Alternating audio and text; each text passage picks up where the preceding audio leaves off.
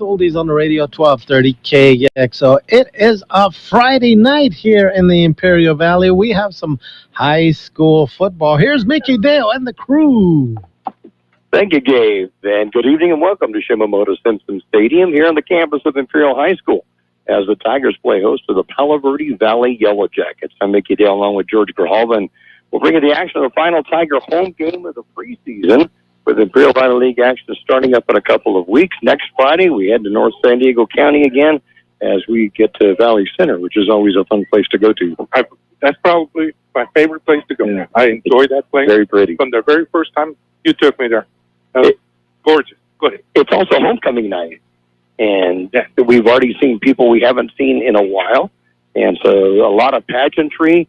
They've painted up the field with a beautiful red IT in the middle, outlined in white. They have Imperial in the north end zone, Tigers in the south end zone, and it's already pretty well packed here, and we're still a little ways before the kickoff time. And they even brought bleachers in, like you were saying, over here to the north end of the end zone. They brought some bleachers in the north end zone because the class of 1984 is having their 40th reunion this weekend, so they're all meeting over in the north end zone, and one of them that is here, a brother to Jamie Platt, who's in the class of 84, was Roy Platt. So I had to tease a little bit. I said, well, those grandstands kind of look like the ones in Melissa, Texas, aren't they? The stadium they have in Melissa, you can find on YouTube. They paid $34 million for it. The press box, I think, is 5 or 6 stories high and has an elevator up into it. So I think the grandstands in the north are kind of similar to it. Just about it. I think we paid about $1,000 for those. And that was just for the fuel. But we've seen some people here tonight, and that's always cool to see. We're live on 3 different platforms tonight on Kxo Radio 1230 AM, the Kxo YouTube channel, and on KXORadio.com. The Tigers come into the game with a record of 4-0 after posting a second straight 48-7 victory. I didn't realize that. Isn't that strange? Because if you have a 14 and nothing, okay, a couple of touchdowns, extra points. But you make a 48-7 to be precise, to do it 2 weeks in a row. That's kind of cool. 2 weeks ago in Yuma against Cibola, last Friday at Fallbrook, the Jackets have struggled. They're looking for their first victory against 4 losses this season. And it's a big night for another reason, and we'll tell you about that when our pregame show continues in just a moment. Brick House Coffee Shop and Brick House Deli are open Monday through Friday, 7 a.m. to 3 p.m., located at Lisa Tucker Center, Imperial. Start the day off right with your favorite drink from Brick House Coffee Shop. Then order your deli sandwich next door. Choose from a list of your favorite sandwiches with the fixings you like. Google Brick House Deli in Imperial and order online to have it ready when you show up. Brick House Deli now offers a banquet room for your birthday party, office party, or business meeting.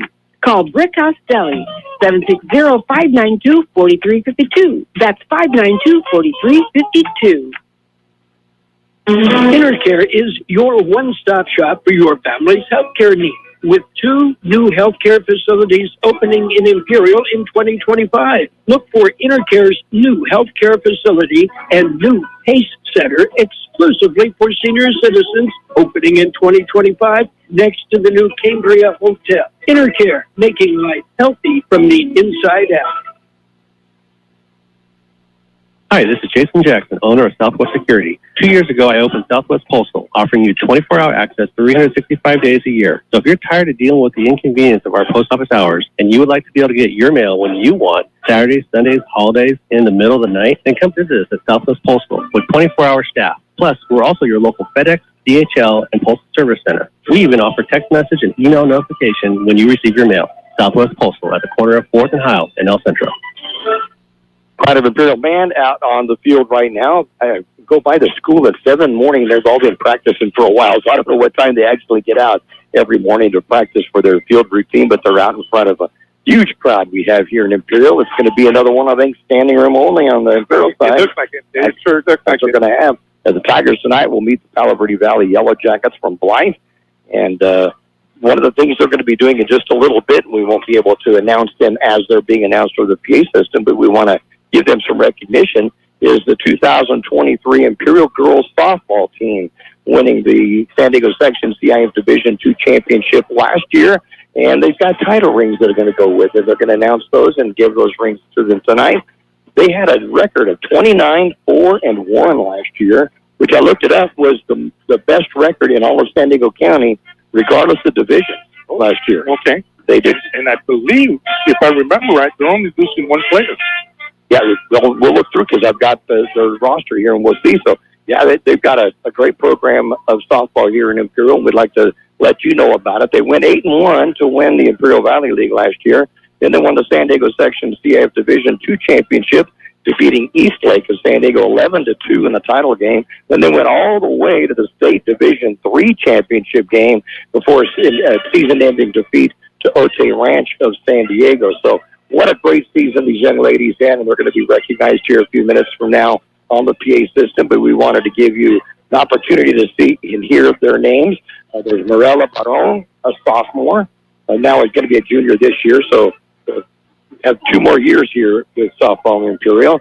Annika Lara will be the one senior I think you were talking about that graduated. Reagan Ray was a sophomore last year on this championship team. Addison Clark, a freshman. Jalen Monzone, a sophomore last year, now junior this year.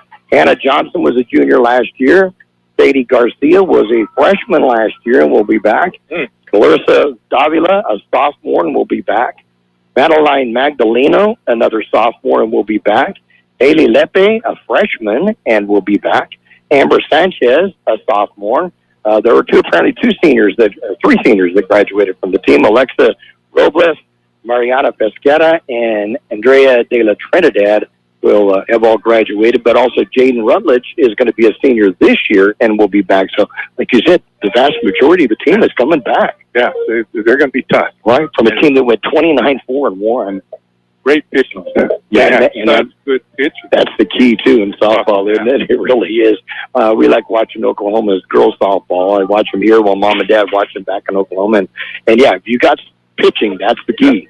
You can have all kinds of hitting, but if you don't have pitching. Yeah, exactly. I started watching Oklahoma when Amber went there. Yes. Amber Flores. Right. From Mexico, came to Southwest. Right, played Southwest High School and then played and was an All-American at Oklahoma. Yeah, we went up to Palm Desert to a tournament and watched her play.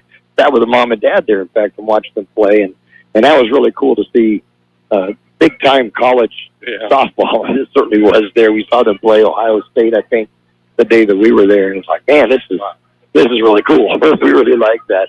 So congratulations to the girls and their coaches, Ashley Caro Brown, the head coach, and Steve Caro, the assistant coach. Congratulations to all these young ladies and their coaches. And they'll be handing out their championship rings in just a few more minutes here at Shimamoto Simpson Stadium. Lots of red here, and there's just so much pageantry that goes with homecoming night. Yeah. There's just a kind of electricity that's in the air.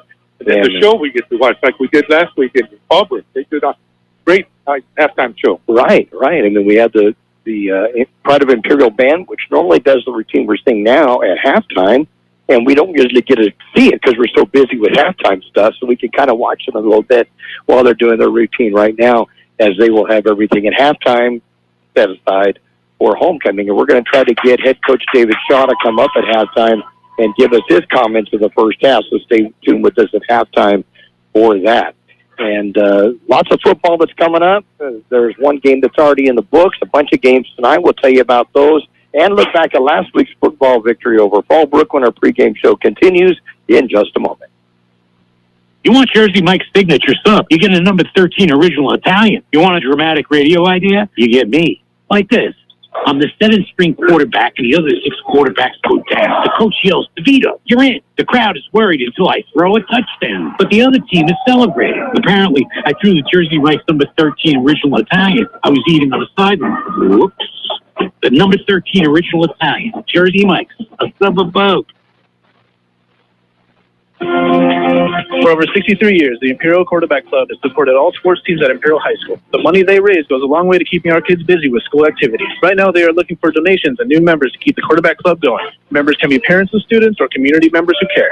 If you would like to become a member, please call Betty or Larry Zinn, 760-355-1312. That's 355-1312. The Quarterback Club wishes the Imperial Tigers a great season. Go Tigers! Stan's Autobot, a name you've heard of and a name you can trust. Bo and his team have been serving his customers at Stan's Auto Body for many years now. His mission to be recognized as a premier provider of auto body repair services and working closely with you and your insurance company on your collision repair. So if the unfortunate happens to you or you need some dents fixed, don't hesitate and call Stan's Auto Body or stop by 1880 West Euclid Avenue in El Centro.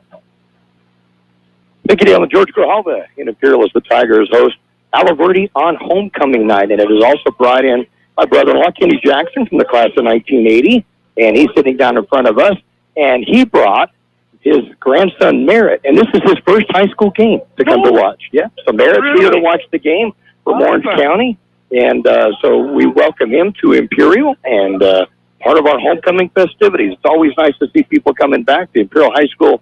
Class of 1984, they're getting seated in the north end as they celebrate their 40th reunion this weekend. And the class of 1974 has their reunion coming up in a few weeks on November 9th. Yeah. And that's the senior class that won the only CIS Southern Section CIS championship here in Imperial. Yep. So they're having their reunion, as you know, in a few weeks on November 9th. So it'll be kind of cool there as well. The Tigers avenged the second round 27-21 playoff loss in Fallbrook from a year ago and earned a 48-7 victory last Friday over the Warriors. It was a game circled on the calendar by head coach David Shaw and his team, and they roared to victory, racing to a 21-7 halftime lead and never looking back. Freshman Darren Waso, again, it's a game or something. It's exciting. Yeah, that's what I was telling my work. You got to see this. You got to see him play. You really do. Just a freshman, had a monster game last week. Once again, rushed for 176 yards, scored 3 rushing touchdowns, and then he had that punt return of 74 yards for a 4th touchdown, and now he has gained over 100 yards in each of the last 3 football games.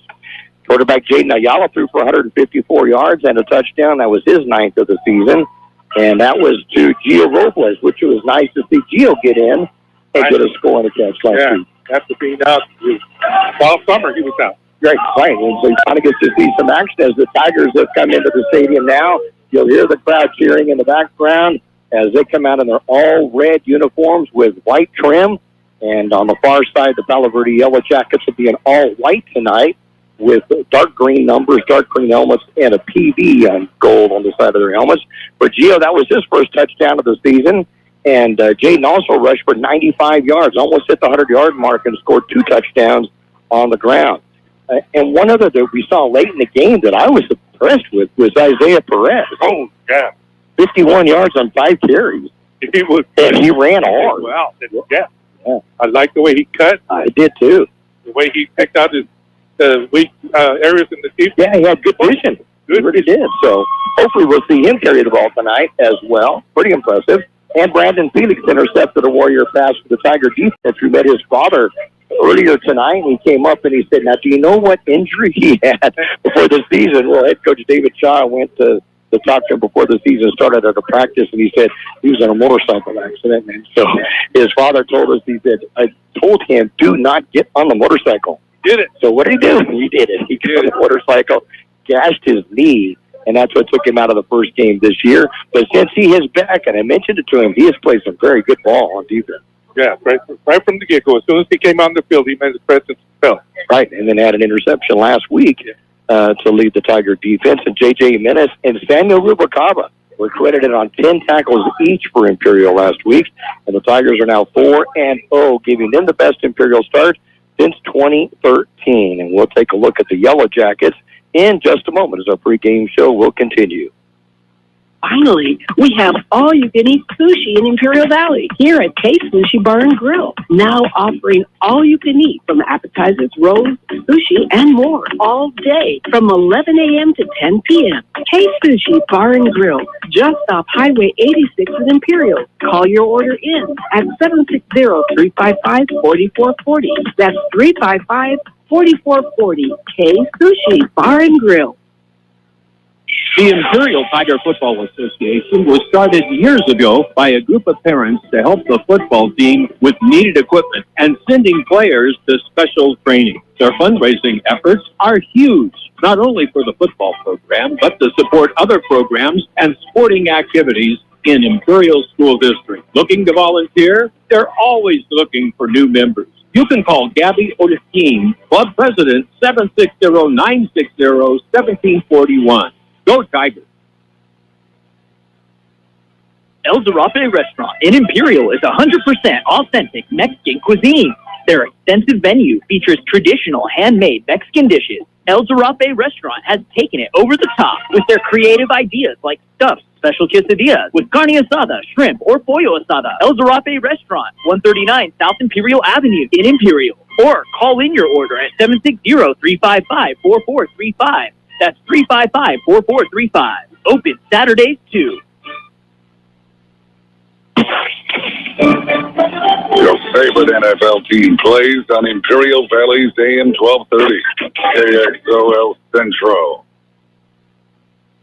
Mickey Dale and George Grijalva just minutes away from tonight's opening kickoff between a couple of old Imperial Valley League opponents as the Tigers host Palo Verde of Life. Imperial has won 10 of the last 11 meetings with the Yellow Jackets. The lone loss was during Palo Verde's CIF Division IV championship season 2 years ago when they went 13-2. The Jackets won the Division V title the year before, and after they won that, they moved moved them up a division and then won Division IV the next year. But they did not play against Imperial that season as they had moved on into the Desert League. Last year, the Tigers claimed a narrow 14-0 shutout win here at Imperial. So when these two teams get together, there can be some very good ball games. Now, the Jackets have struggled this season as they look for their first win after 4 losses. They've been playing without head coach Wally Grant as he has been battling cancer.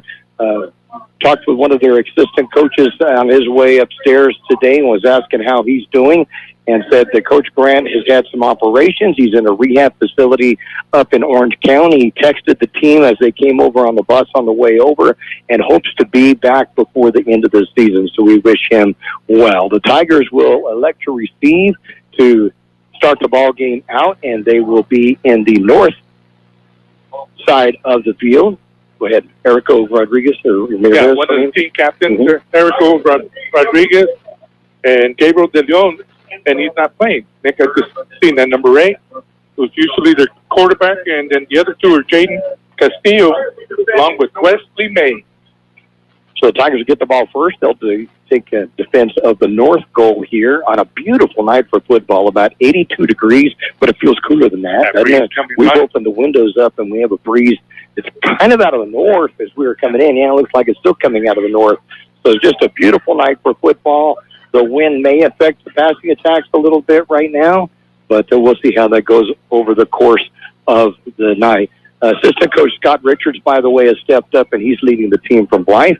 And they'll use I thought they would be using the same double wing formation that we saw with Phil Moss and Coachella's fly offense years ago back in the 70s.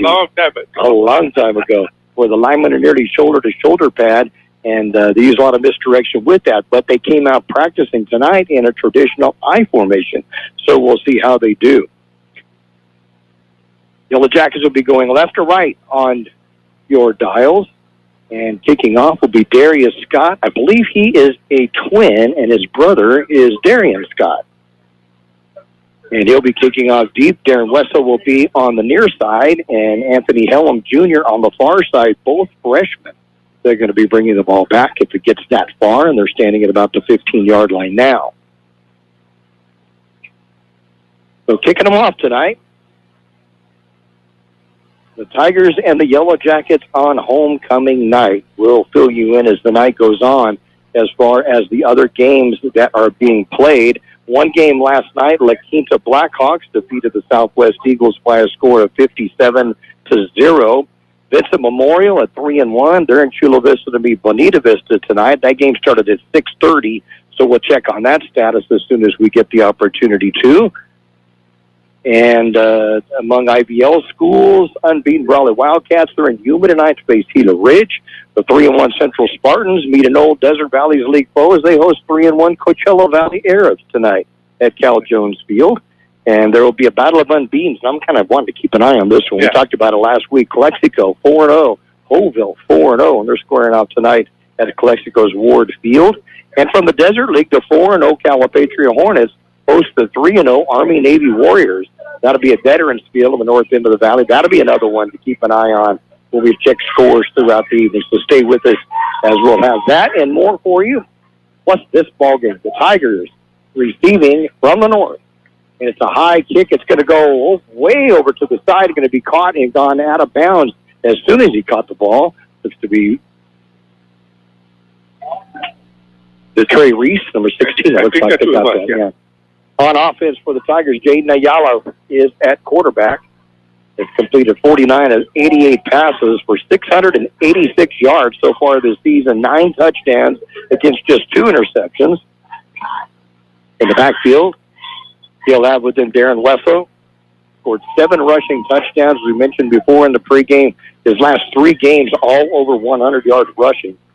And has 9 touchdowns total, 1 receiving, 1 on a punt return, and 3 or the other 7 on the ground. Tigers will bring everybody in, no wide receivers. Quick pitch out to the left side to Wesso.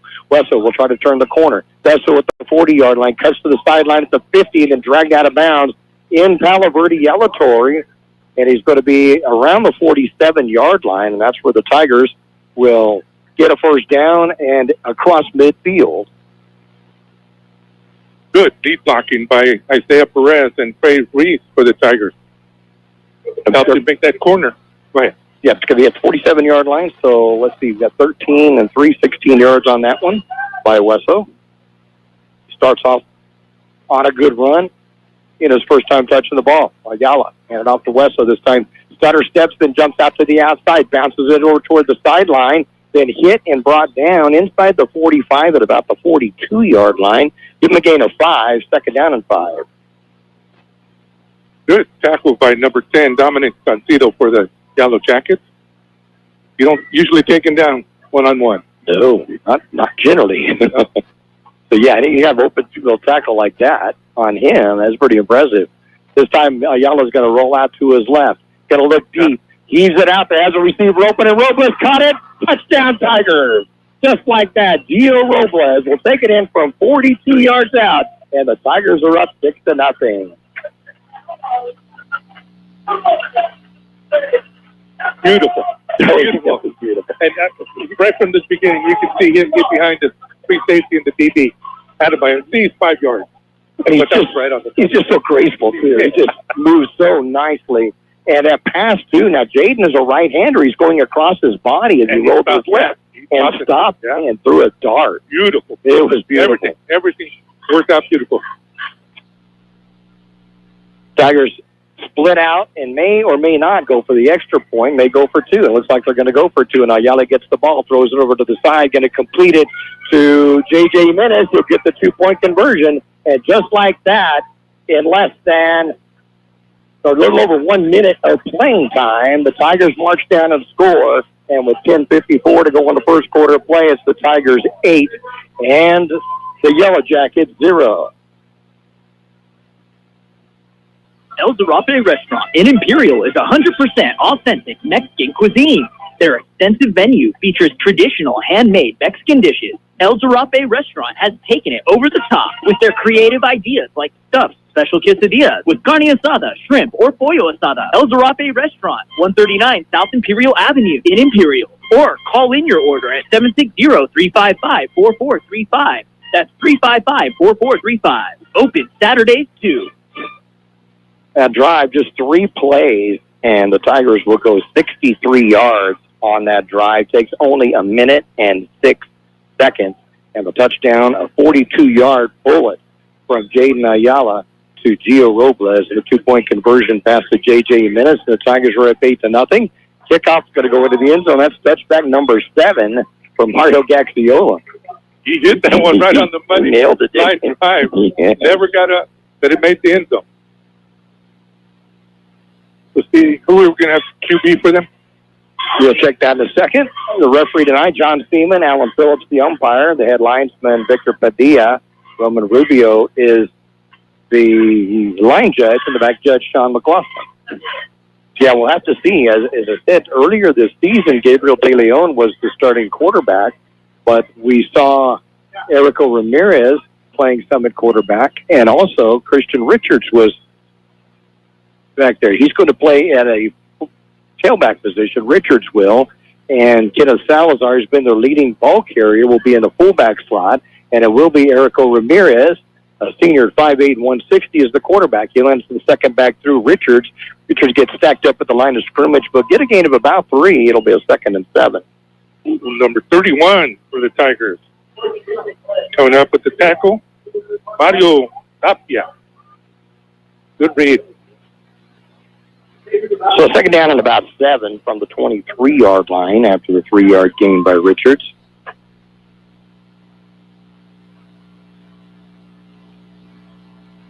We got Trey Reese back here. Brandon Felix. Oh, Tirado. That's what it is. Quick pitch to the left side to Richards. He's going to get some good yardage. He'll get the first down and then some, still in his speed across the 35-yard line to across the 40 or near the 40. They're going to mark it down right around the 40-yard line. It's going to be a gain of 17 yards on a first down. Good job. He just followed his blockers.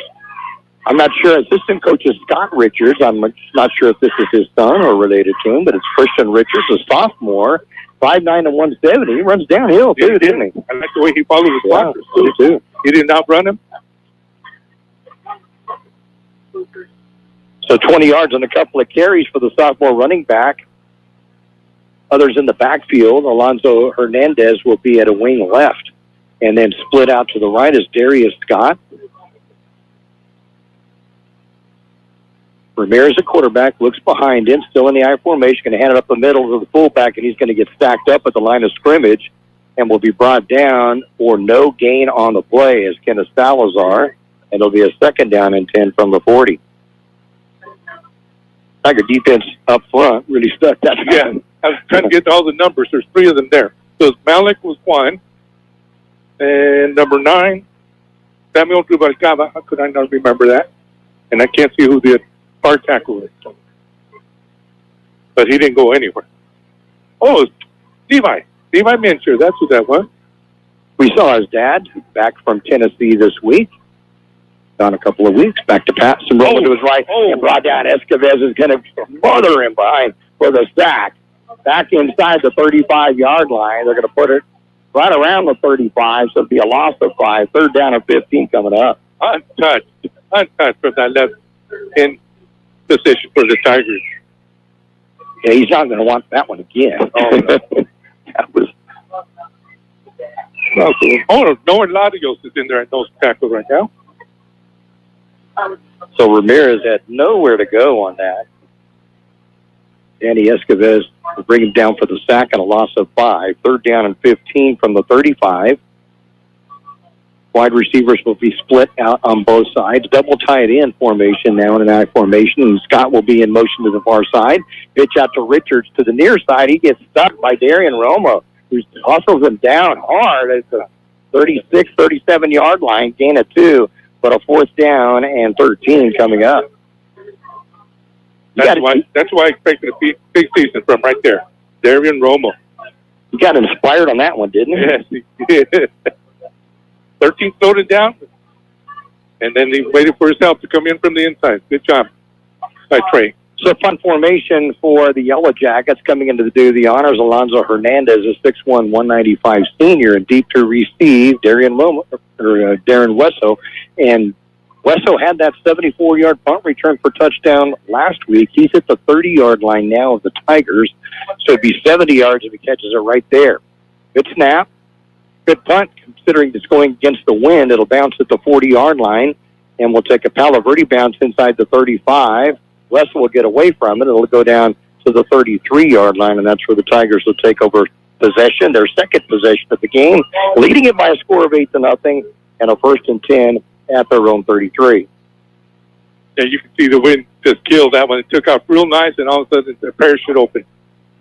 Got a good bounce, though. It did. You got a good bounce on it. Boy, look at that sunset we have tonight. Oh, isn't it beautiful? Gorgeous. Looks like the bouncer on fire there. It really does. So Ayala quarterback. We'll have Robles and Zaya Perez to the near side. Fakes the hand up the middle, rolls to his right. Looks downfield, has a receiver, completes it to Robles. Will get to the 50-yard line, and a 1st down for the Tigers on a gain of 17. Just a beautiful little out route to the far sideline and hit them on the run. They're both on the run. Beautiful. Oh, we got a flag, Nick. And I'm just going to bring it back. We have a holding. So it will be a call against the Tigers. It looks like it's going to be brought back to the 23-yard line. So it'll probably be a holding call. Pretty little press, though. Ayala on the run. Yeah. And then Gio getting open like he was and has such great hands that he's going to catch that. Back to the 23 now. 1st and 20 for the Tigers. Ayala will have Wesso behind him to his left. Gets the call up the middle. Bounces out to the right side. Cuts to the far sideline. He's out to the 40-yard line. 45 and almost breaks it, but is brought down at the 45-yard line. Wow. One more step and he's gone. Salazar, Kenneth Salazar brought him down. If he gets by him, he's gone. You see that burst of speed right at the end there? Yeah. And I don't know who had the block out there to break him loose to the outside. Pretty little block by whoever's on that far side. He already has 43 yards rushing in the game. 1st and 10, Tigers at their own 45-yard line. Helen will come to the left side with Reese. And I was going to go up the middle, Wesso. Breaks the tackle at the line of scrimmage. He's at the 50 to the 45 of Palo Verde, going to be ran out of bounds around the 41-yard line, maybe the 40. Let's see where they're going to mark it at. But it'll be another first down for the Tigers. Yep. And they're going to put it to 41 of Palo Verde. It's going to be another gain of 14 yards on this one.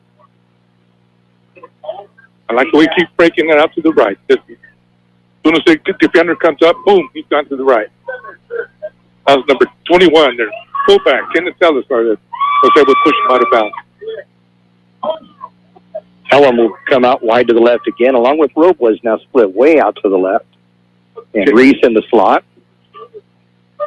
Back to pass. Ayala looks downfield, sets up, going to throw deep. Has a receiver just off the fingertips, though. A little overthrown, and Darius Scott was able to break it up at the 5-yard line. It'll be a 2nd down and 10. Yeah, he was looking for Hallam out there, and he had him just overthrew him. But he had 2 Tigers on this side that were open. Along the line for the Tigers, A.J. Arispe, the left tackle, Max Alvarez, the left guard. The centers, Johnny Carrillo, Jordan Malik at right guard, and Ezra Favela at the right tackle position. Robles will go split out to the left again. He'll be in a flanker spot with Helm split left. Wesso in the backfield with Ayala. Man goes in motion. It's going to be a pitch to Wesso, and Wesso is going to get hit behind the line of scrimmage, and he'll make it to the 40-yard line and nothing more, gain of a yard. So 3rd and 9 coming up for the Tigers. Just nothing there. Yep. Good job by the Yellow Jackets. They closed that up. There's at least 4 Yellow Jackets there. Nowhere to go. Danny Escobar comes into the lineup for the Tigers. Usually comes in as a blocking back, so we'll see where they put him at. J.J. Menace also in the backfield now for Imperial, as Wesso goes to a right flank position. And Escobar will be lined up between the guard and the tackle on the right side. Hand it off. Jimenez up the middle. Breaks open. He's at the 35-yard line to the sideline at the 30 to the 25 and tripped up and brought down at the 23 after a 17-yard gain and a 1st down for the Tigers. Great job by number 52, Fincher. Levi's out there, and he took care of 2 defenders to break him loose. Good blocking. Haven't seen J.J. run much lately, but he was inspired on that one. For sure. Game. Yeah. Stays in the backfield, gets the call up the middle. Finds a little bit of a hole on the right side. Will get a couple of yards out of it, and then gets stacked up and brought down. Took 3 Yellow Jackets, bring him down. Daniel Hyman or James. I'm going to call it James. I'm going to give him 5 yards on that when it gets down to the 18-yard line, so 2nd down and 5. Giovanni Gio Robles, too, the middle linebacker for the Yellow Jackets, in on that tackle. And Gio Robles for the Tigers moves over to the right side in a flank position with Wesso to his left. Helen Malone, wide receiver, to the left side. And then the throw out to the right to Wesso. Wesso catches it behind the line of scrimmage. Will get the 1st down. Penalty flag goes down. And that's where we see holds usually. But he would get the 1st down if it's not against the Tigers, as he did get inside enough yardage for the first down, but let's see what gets the call on that. I think it's going to go against Imperial. Hold against Imperial again. So another hold's going to bring nullify a good gainer for the Tigers. Remain second down, but it's going to be a second down now, and they'll bring it from the point of the infraction, so it'll put it back to the 22-yard line. Yep, right about. So it'll be a second down and 9. 3:05 to go in the first. Tigers leading it by a score of 8-0. Second drive of tonight. First one lasted a minute and 6 seconds, and they scored. Handoff, fix the handoff up the middle, take the pitch, and Ayala's going to keep it. He'll go over the right side. He'll get the first down, still twisting his way inside the 10-yard line to about the 8. And what a run by Jaden Ayala, quarterback. Let's see if we can describe that one. They came left. He faked the pitch, cut it back inside. Then he cut it to the far side, to the right, and 360s in the, I can't remember the number. I think it was number 3, Jill. Great play action fakes all over the place though on that one. It'll be a gain of 15, a first and goal at the 7 for Imperial. They'll bring additional back in the backfield, hand it off to West up the middle. Stutter steps to the line of scrimmage to get stacked up and brought down at the 6. A gain of a yard, second down and goal from the 6. I like Malik was all the way in the end zone. Took the defender all the way back there. 59 yards rushing so far in the game by Wesso. He only needs 41 more to get his 4th 100-yard game in a row. Wow. And we're still in the first quarter. 2 minutes remaining now in the first quarter play. Tigers up 8-0, but knocking on the door with a second down and goal from the 6.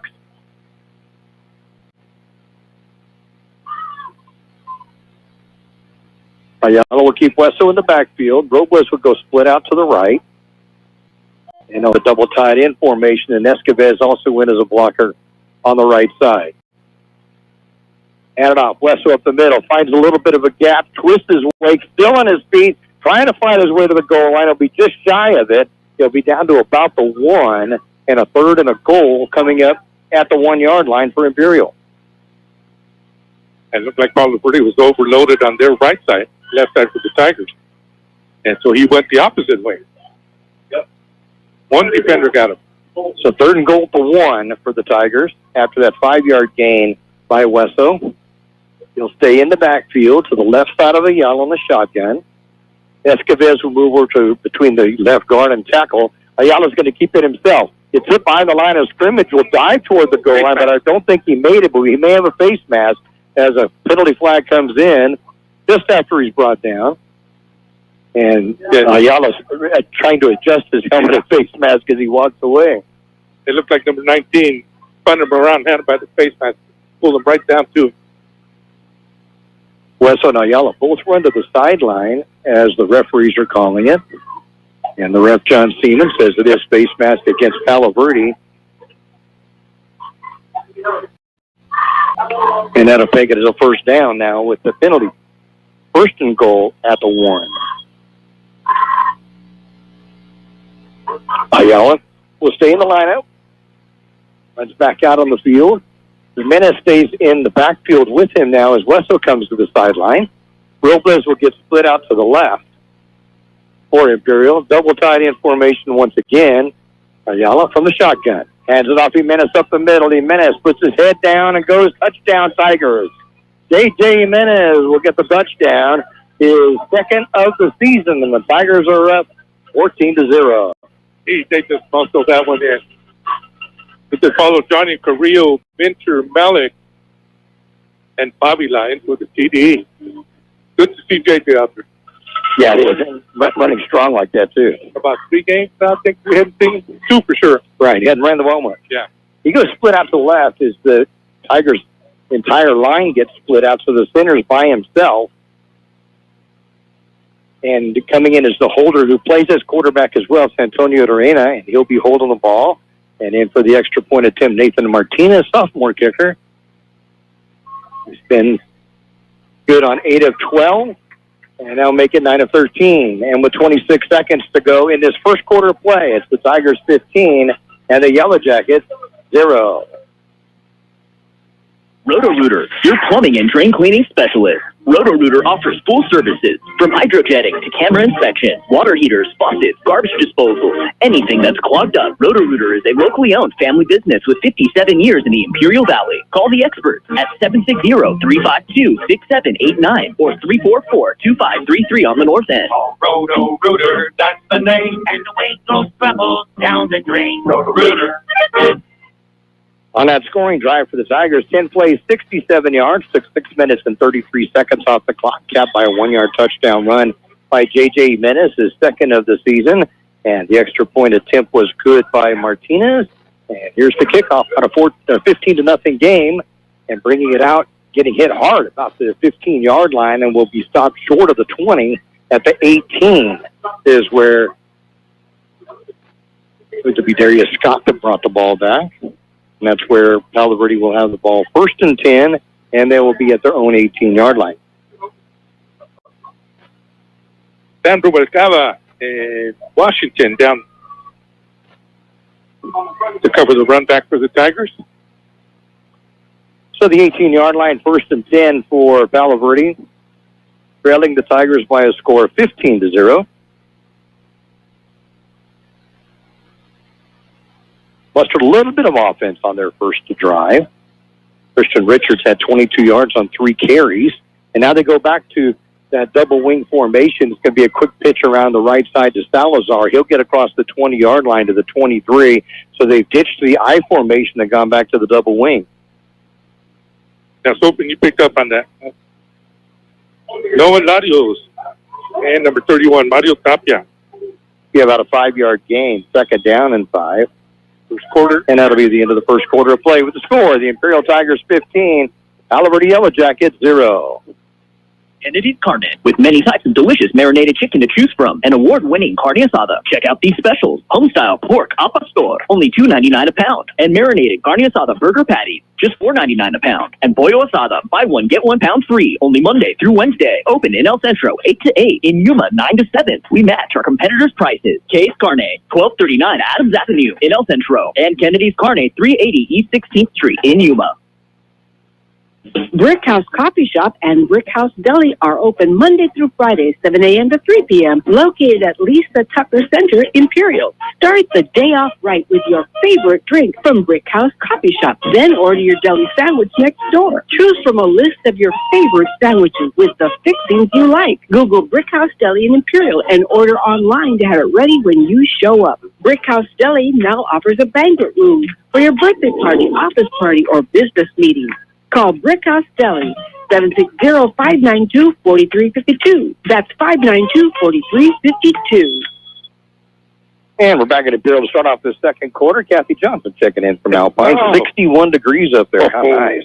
Beautiful. And thanks for joining us, Kathy. Yeah. Quick pitch around the left side this time, and nowhere to go is Richards, and he'll be stopped.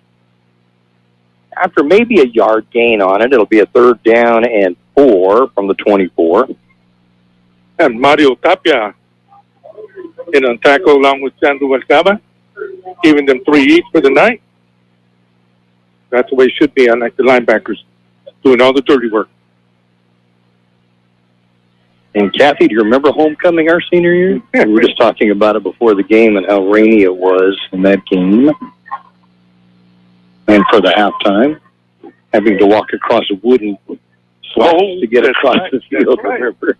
Quick pitch around the right side to Salazar, and Salazar will be close to a 1st down. Let's see where his forward progress is going to go. I think he may have it. He got a pretty good push from the right side of the line. And it will be a 1st down. It'll be a gain of 4 and a 1st down. Out at the 20, we're marking about the 27-yard line. Yeah, you got a good push from that right side. Salazar has almost 500 yards rushing this season and a couple of touchdowns. Took him a while to move the chains. I thought maybe it was going to be 3rd down.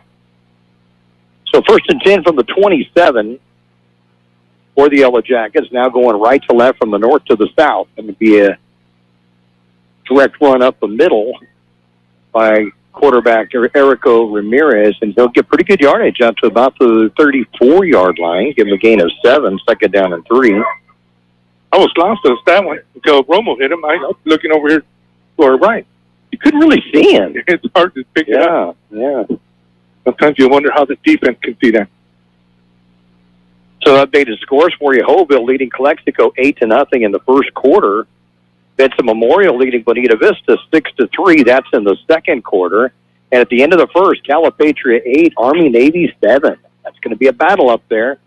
And this is going to be stacked up at the line of scrimmage. Fumble, maybe a fumble on the play. And the Tigers are going to recover it. Coming up with it. 11.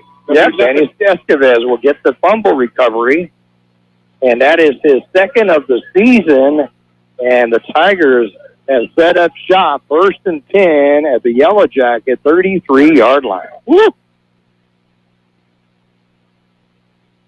Palo Verde moving the ball. Yep, they were.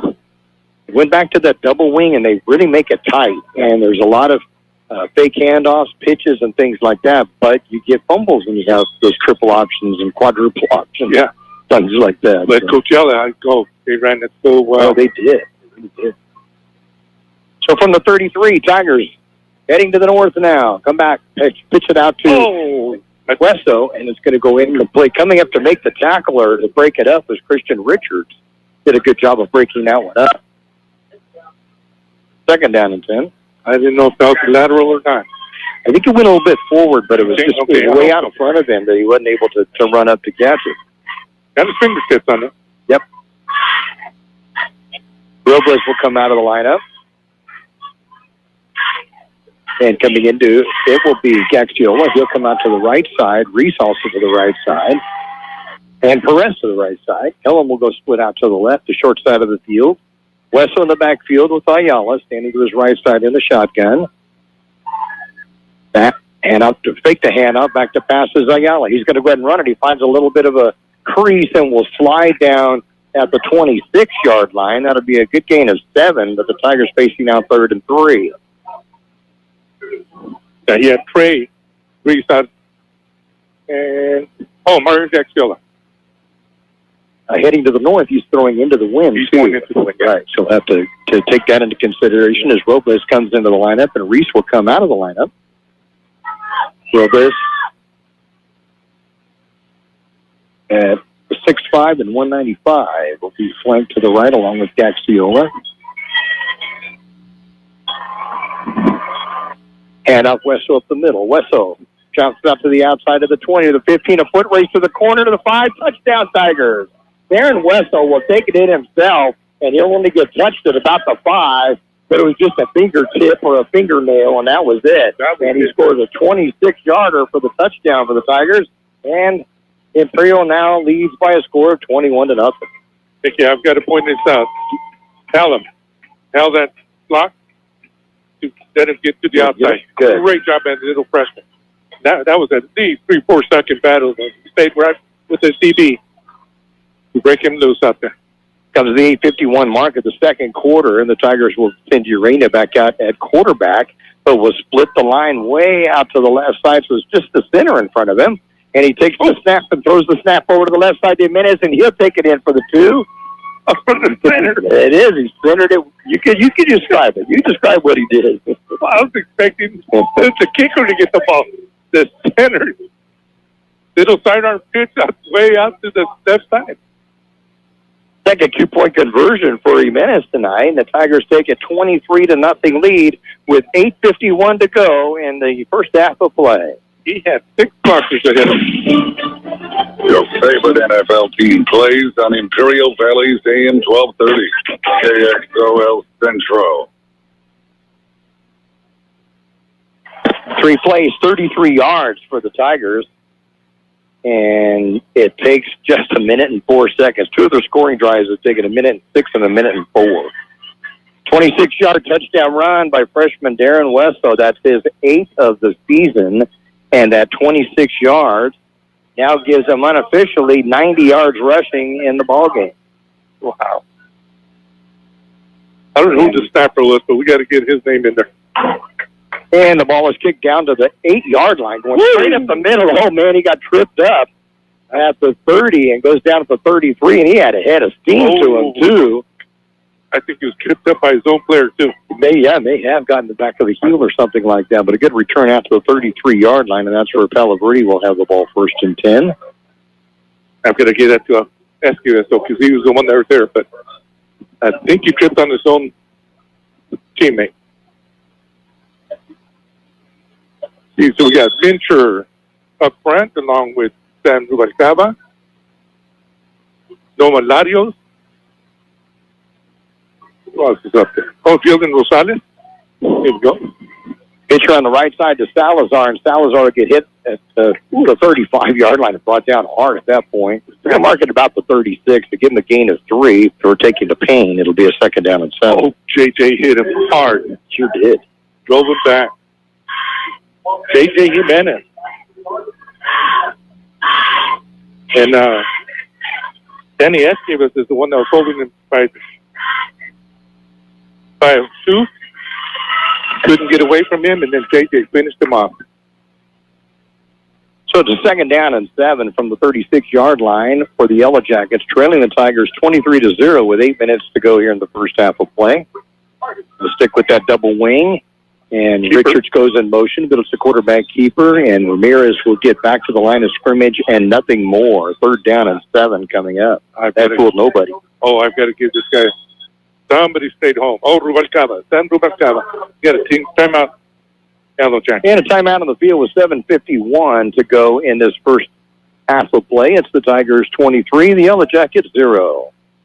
Brick House Coffee Shop and Brick House Deli are open Monday through Friday, 7 a.m. to 3 p.m., located at Lisa Tucker Center, Imperial. Start the day off right with your favorite drink from Brick House Coffee Shop. Then order your deli sandwich next door. Choose from a list of your favorite sandwiches with the fixings you like. Google Brick House Deli in Imperial and order online to have it ready when you show up. Brick House Deli now offers a banquet room for your birthday party, office party, or business meeting. Call Brick House Deli, 760-592-4352. That's 592-4352. InterCare is your one-stop shop for your family's healthcare needs, with 2 new healthcare facilities opening in Imperial in 2025. Look for InterCare's new healthcare facility and new PACE Center exclusively for senior citizens, opening in 2025 next to the new Cambria Hotel. InterCare, making life healthy from the inside out. Andy Worthington Cox said a shout-out to her girl Chandra Smith, who's out on the ditch bank. If you're out there, Chandra, give us a flash of the light. There's a ditch bank. We've got nothing but cars out there. Salazar's going to get the ball, and it's a foot race going to the end zone. He's at the Tiger 30 and tripped up at the last moment at the 20-yard line. Coming up with the stop is going to be Brandon Felix. That stays a touchdown right there. Sure did. Great run by Salazar as he gets all the way down to the Tiger 20-yard line. I missed it. I didn't get to see it until after he threw the front line of the Tigers. It's going to be a 44-yard gain for Salazar, giving him 56 on the night, and a 1st and 10 for the Yellow Jackets to the Tiger 20. They've scored just 4 touchdowns this season in 4 games, and they're knocking on the door at the Tiger 20. Salazar showed some speed there. He did. There's just a lot of guts by Brandon to bring him down. Went to the sidelines already. Stick with the double wing formation, and I think a Tiger knocked a Yellow Jacket on the ground. I'm not sure whether there was offensive movement. No, offside Tigers. That'll make it a 1st and 5 at the 15-yard line. I was looking on the bank for a flashing light. See who turned on their side. If you're out there listening on the ditch bank, just flash your lights real quick. I think we saw one over here to the right, the north side. Oh, there it is. Here we go. All right, we see you over there. Quick pitch out to the left side this time to Richards, and Richards can be brought down behind the line of scrimmage. Get a number on that, Nick. I didn't see it. I think it's going to be Samuel Rubalcaba again. Came up from behind to bring him down. Be a gain of a couple, but it potentially could have been a lot more.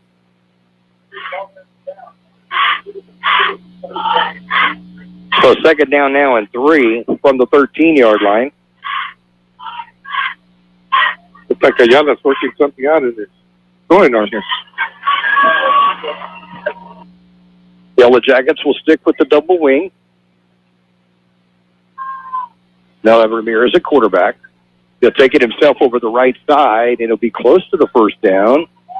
It's kind of a push to that right side of the line, and it's going to be a first down for the Yellow Jackets and the gain of 2 by quarterback Erico Ramirez. First and 10 now, the ball at the 11-yard line. Just put his head down and follow the blockers. And a timeout on the field by the Tigers. 5:36 to go in this first half of play. It's Imperial 23 and the Yellow Jackets 0.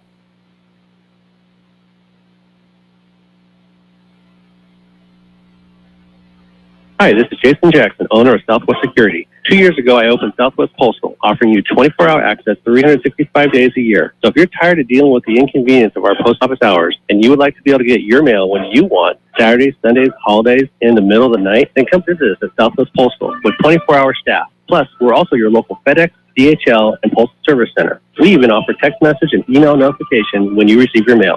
Southwest Postal at the corner of 4th and Hiles in El Centro. You want Jersey Mike's signature sub? You get a number 13 original Italian. You want a dramatic radio idea? You get me. Like this. I'm the 7th-string quarterback, and the other 6 quarterbacks go down. The coach yells, DeVito, you're in. The crowd is worried until I throw a touchdown. But the other team is celebrating. Apparently, I threw the Jersey Mike's number 13 original Italian. I was eating on the sideline. Whoops. The number 13 original Italian. Jersey Mike's. A sub of both. Rick Shire from PC East in Mississippi, listening in again tonight. Glad to have you with us, Rick. Hope you're enjoying it. It's been a good game so far. Tigers up 23-0, but the Yellow Jackets with a first and 10 at the Tiger 11. Ramirez will roll out to his right. Looks toward the end zone, going to complete the pass. Nope, it's going to go away from him. Get in and out of the hands of the intended receiver, Logan Happen, and it will be a second down and 10. I thought he was throwing into the end zone. It looked like he had somebody open there. He did. It was such a quick. Yeah. I thought maybe somebody went to the corner or something like that, but it didn't happen. So second down and 10. It's the first pass thrown by the Yellow Jackets tonight.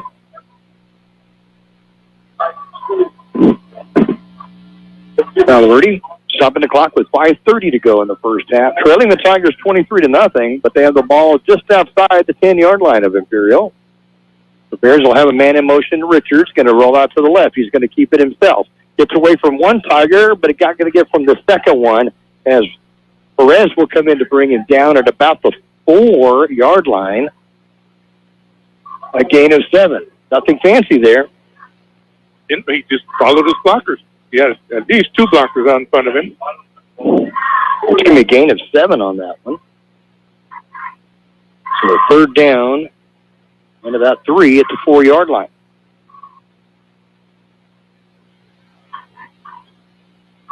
We've got number 22 in the backfield, Nick. Quarterback keeper again around the left side, and he's going to get in for the touchdown. Ramirez will take it in himself, just getting into the corner of the end zone, and the Yellow Jackets are on the scoreboard with 4:48 to go in this first half of play.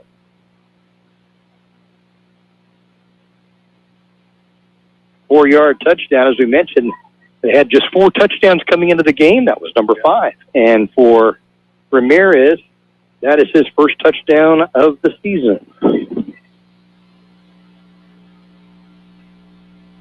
4:48. Yellow Jackets, or 4:48 in the second quarter. Yellow Jackets get into the end zone. Get on the scoreboard. They'll go for 2. Ramirez will stay in at quarterback. Man goes in motion, Salazar. Ramirez rolls to his right, going to pass it, has a receiver, going to catch it, and it's good for 2 points. Number 9? Yep, going to be, Richards will be on the other end of that.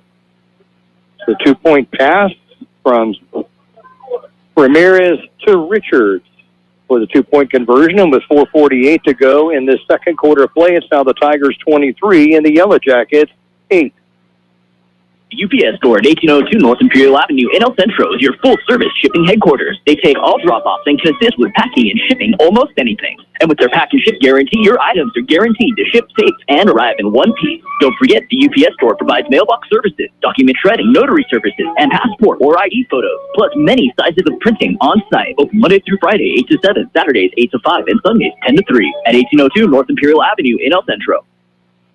On that drive, 8 plays, 67 yards. The key to the was a 44-yard run by Kenneth Salazar that helped set it up, but the touchdown's going to be a 4-yard run by quarterback Erico Ramirez, and he then threw the 2-point conversion to Christian Richards.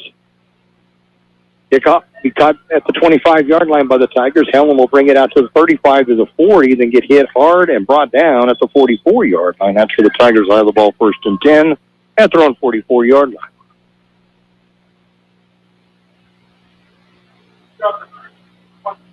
Eight plays, 67 yards, used 4 minutes and 2 seconds off the clock on that drive for Palo Verde. So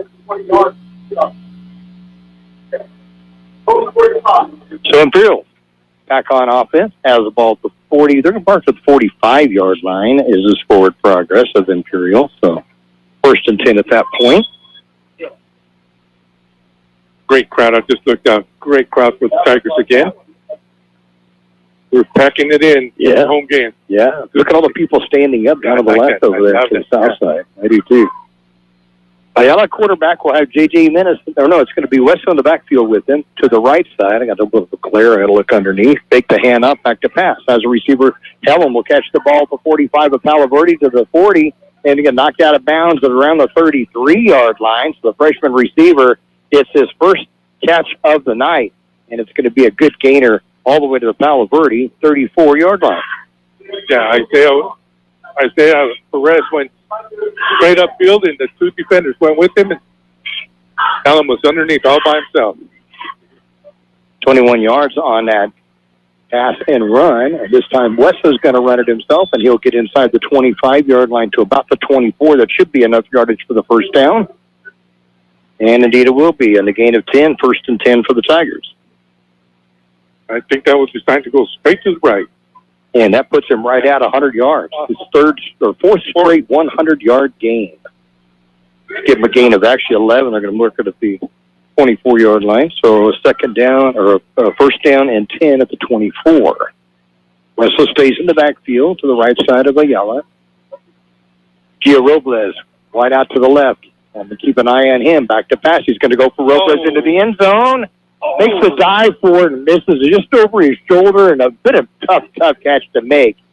But it just goes off his fingertips, and just looking at him, he thinks he should have caught it. But if he would have thrown it to his left shoulder a little bit more, yeah. He was looking over his left shoulder, but he's having to go right. He was way behind the defender. Yeah, he was wide open. And I think Jaden saw that from the beginning, so he was just looking for him. He'll go out wide to the left again, and again, the defensive back is right on the line of scrimmage. I wouldn't do that, not with an athlete like Gio. Quick pitch out to the right side to Wesso, and Darren is going to get ran out of bounds just outside the 20-yard line. Let's see where the progress will be as he went to the side. Pushed out of bounds at about the 21, so a gain of a yard.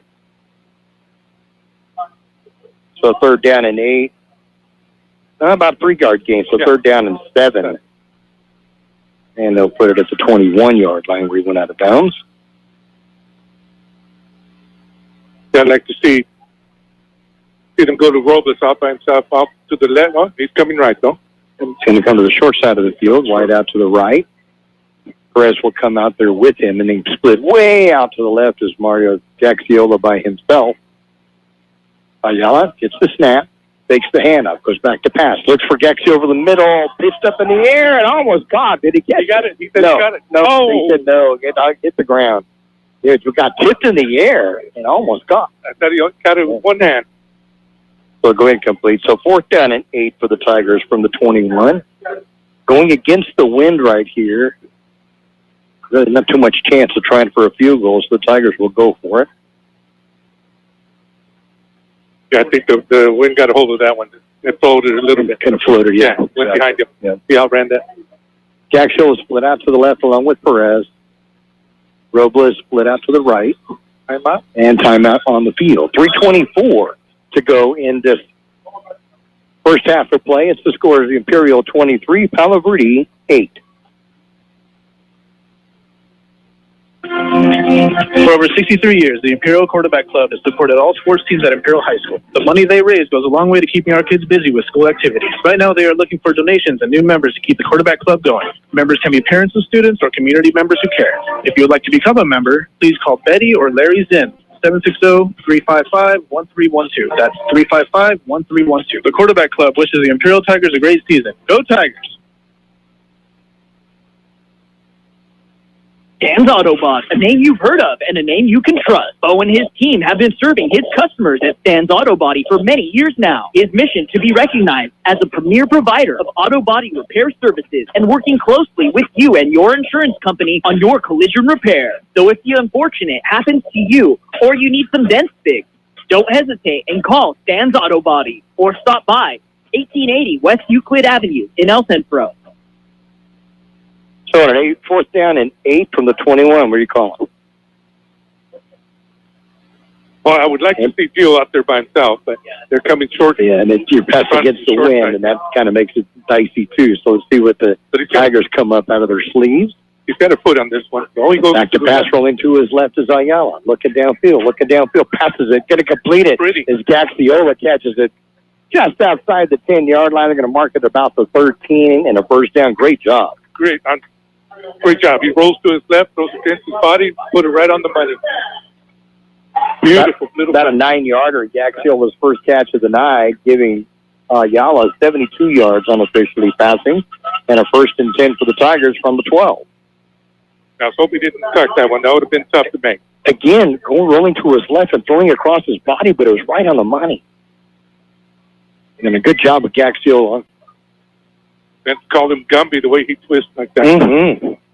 He'll go split out to the left again. Robles starts off wide right, but then moves back inside as a flanker position. And Ayala gets the snap. Hands it off Wesso. Wesso stutter steps, then goes out to the left side, breaks a couple of tackles. Will get inside the 10 and close to the 5. I think they're going to mark it at about the 6, maybe, 6-yard line. Give him about 7. It looks like 3 short there. He's looking at the in line over here. He's about the 6, right? Yep. Yep, it is about the 6. Okay, so we'll give him a gain of 4. We'll make it a 2nd down at the 6-yard line.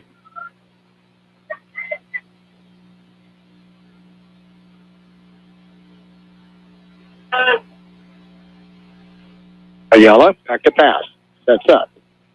Now going to try it himself. Makes a good move at the line of scrimmage and will get inside the 5 to about the 2-yard line.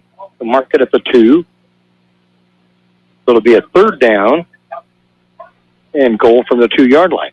About a 4-yard gain there. I think you'll flip it forward to Wessel. He had him right there at the corner of the end zone. And a timeout on the field. 2:15 to go in this first half of play. And it's the Tigers 23, the Yellow Jackets 8.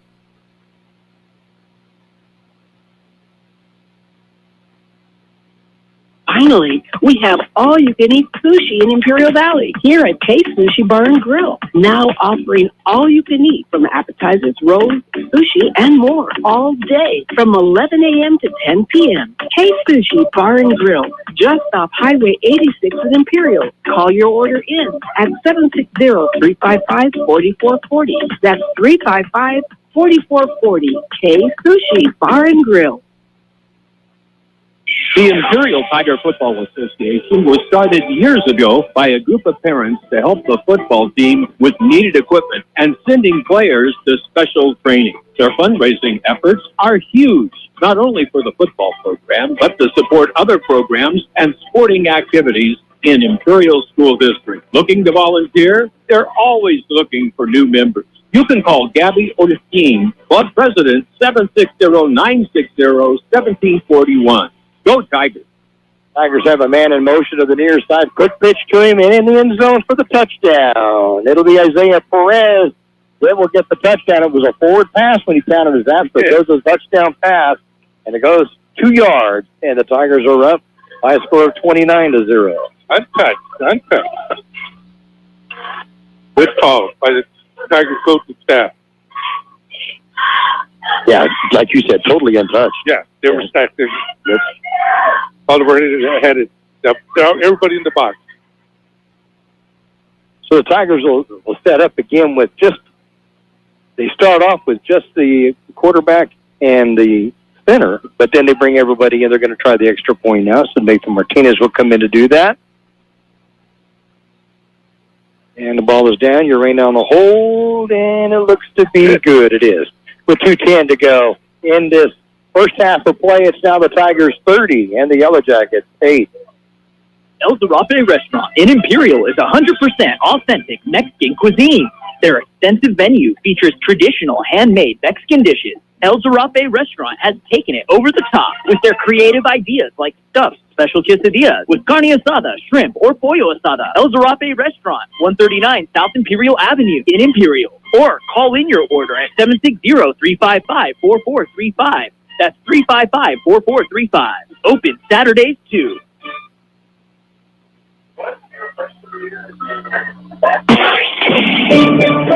Your favorite NFL team plays on Imperial Valley's AM 1230. KXOL Centro. 9 plays, 55 yards, 2:22 off the clock on that scoring drive. And the Tigers are up now 30-8 and returning the kickoff and fumbling the ball on the Tigers. Did they come up with it? I don't think they did. They got it. They looked for a moment like we might have got somebody down there, but it's going to be recovered by Dominic Salcido, who brought it back. On that drive for the Tigers, it was a 2-yard touchdown pass from Jaden Ayala to Isaiah Perez, and then Nathan Martinez with the extra point, and that gives the Tigers now a 30-8 lead. Yeah, that win got that ball in the kickoff. Ended up about the 15-yard line. Went right up the middle. I didn't get the number of the Tigers that hit him, but hit him hard. Yeah, just squirted out there, but the ball is not round, so it bounced the wrong way for us. And we had 2 Tigers there against the one Yellow Jacket, and he got it. Yellow Jackets with the ball. Heading toward the south side of the stadium and back to pass and rolling to his right is Ramirez. He finds a red people in front of him. He threw it away, and it's a good thing he did is Darian Romo was out there and would have had an easy pick 6. I thought he was throwing it at Darian. Nobody else out there. Oh, there it is. There it is. Intentional grounding. And that'll be yards and a loss of down. Yeah, big old Daniel Esquivel was right on it. I would have thrown it away, too. He got in there quickly, too, didn't he? Yeah, untouched from the front. Yeah. He came from this side, too. Went across the field. So it'll be... So it's intentional grounding. It's a 15-yarder. They're going to bring it all the way back to about the 16-yard line now. So second down on the country mile. You lose the down also. That's a rough one to have to deal with. Oh, that's right. And I can bring that spot foul. Is that what it was? From where he threw it? Well, it should be from. Well, maybe it is. Maybe it is. Ooh, they brought it back to the 16-yard line. Second and about close almost 30. Fumble. Oh, and the Tigers are going to pick it up and get into the end zone. And a touchdown Imperial. AJ Rispe will pick it up and rumble into the end zone for the touchdown. He didn't waste any time picking that up and scoop it in and go, did he? That was a little misdirection. They started to the right, or to the left, I'm sorry, and it's an inside handoff, and they hit him on the hip. Right to the east end. He picked it up and ran in for a TDE.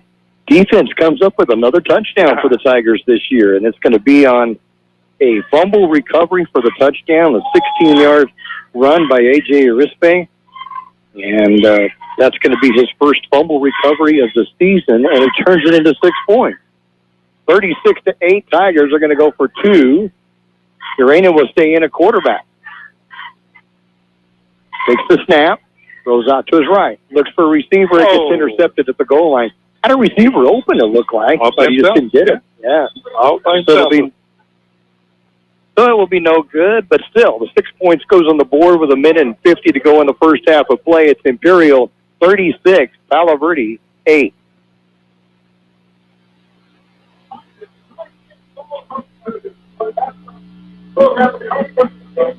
Roto-Rooter, your plumbing and drain cleaning specialist. Roto-Rooter offers full services from hydrojetting to camera inspection, water heaters, faucets, garbage disposal, anything that's clogged up. Roto-Rooter is a locally owned family business with 57 years in the Imperial Valley. Call the experts at 760-352-6789 or 344-2533 on the north end. Roto-Rooter, that's the name, and the way goes trouble down the drain. Roto-Rooter.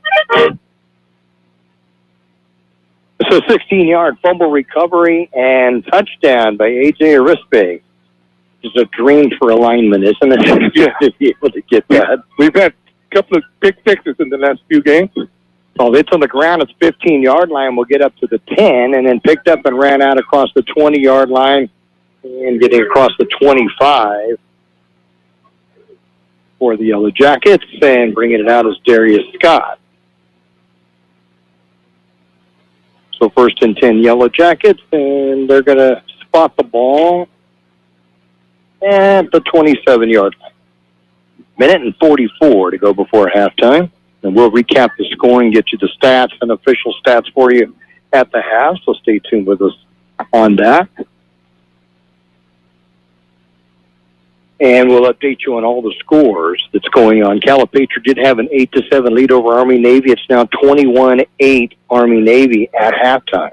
But we'll get you the scores at the half, and the Tigers jump off sides. It kind of looked like the left guard of the Yellow Jackets kind of a little stutter, but I'm going to say it's against Imperial, so they'll make it a 1st and 5 and bring it out to the 30, put it about the 31-yard line from the 26.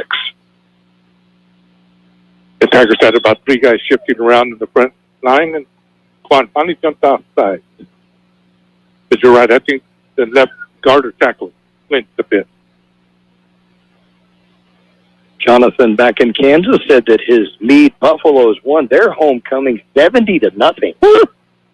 They play 8-man ball back there, small school, and lots of points get up, but goodness. And Peter had 2 tackles in it. So there we go. Good job, Peter. Way to go. I mean, quarterback keeper, and he's going to go nowhere. He's going to get stacked up by 2 different Tigers in there. Mario Tapia, one of them. Yep. And the other, Rubalcaba. Yeah, Rubalcaba. He's been playing some lights out ball here lately. He really has. The game up the ball for he was really on point. We'll bring that one back all the way to the 27-yard line, so it's going to be a loss of 4, and he had no chance of doing anything on that. And he had 2 or 3 blockers ahead of him, and those 2 Tigers came in straight in from linebacker position. And he had some blocking. If he could get to the outside, he had it set up. Erico Ramirez, the quarterback for the Yellow Jackets, has their touchdown, but in carrying the ball, he's carried 6 times now for 9 yards. He has just been bottled up. Oh, nowhere to go. You smell that? I know it. That's just not fair. I don't know. Is this somebody on the ditch bench? I think if so, that's not really fair. Yeah, I think it is going to be over from the band boosters, maybe. And a timeout on the field. 47 seconds to go in this first half of play. And the Tigers leading the Yellow Jackets 36-8. Kennedy's Carne, with many types of delicious marinated chicken to choose from, and award-winning carne asada. Check out these specials: home-style pork al pastor, only $2.99 a pound, and marinated carne asada burger patties, just $4.99 a pound, and pollo asada, buy one get 1 pound free, only Monday through Wednesday. Open in El Centro 8 to 8, in Yuma 9 to 7. We match our competitors' prices. K's Carne, 1239 Adams Avenue in El Centro, and Kennedy's Carne, 380 East 16th Street in Yuma. Just to get a few of those scores for you. Central leading Coachella 6-0. That's in second quarter of play. Now it's up to 13-0 second quarter. Spartans leading in that one. Brawley leading Gila Rich 21-7. And now an update on the Holville-Calexico game. Another one I was going to keep an eye on tonight. Holville 22-0 over Calexico. They're for real over there. They're for real. They can put points on the board, and they've got an excellent defense as well. Second down and 9 for the Yellow Jackets. all the play action one way, and then the handoff goes the other way. And I think it's Salazar, but we'll check because he gets stacked up by a bunch of Tigers. And it will be Salazar on the carry. He will get out to half a 32-yard line, so a gain of 5, but a 3rd down and 4 coming up. Danny Esquivel, one of the Tigers on the tackle, number 31, Mario Tapia. Clock rolls, 13 seconds to go. May not get another playoff before the end of the half. Well, Jack is taking their time. 5 seconds to go. They will get one more off. And it'll be a quarterback keep over the left side, and there's nowhere to go on that. Tigers are going to stack him up. He will not get the first down, and that'll be the end of this first half of play. Give him a 3-yard gain on that. And the Tigers will go in at halftime on homecoming night with the lead by a score of 36-8. We'll recap the scoring and have the unofficial stats for you in just a moment. Brick House Coffee Shop and Brick House Deli are open Monday through Friday, 7 a.m. to 3 p.m., located at Lisa Tucker Center, Imperial. Start the day off right with your favorite drink from Brick House Coffee Shop. Then order your deli sandwich next door. Choose from a list of your favorite sandwiches with the fixings you like. Google Brick House Deli in Imperial and order online to have it ready when you show up. Brick House Deli now offers a banquet room for your birthday party, office party, or business meeting. Call Brick House Deli, 760-592-4352. That's 592-4352. And we're going to catch him before he goes into the locker room. We have head coach David Shaw. Your thoughts on the first half? It was good. I mean, we scored every time we touched the ball, so that's a good thing.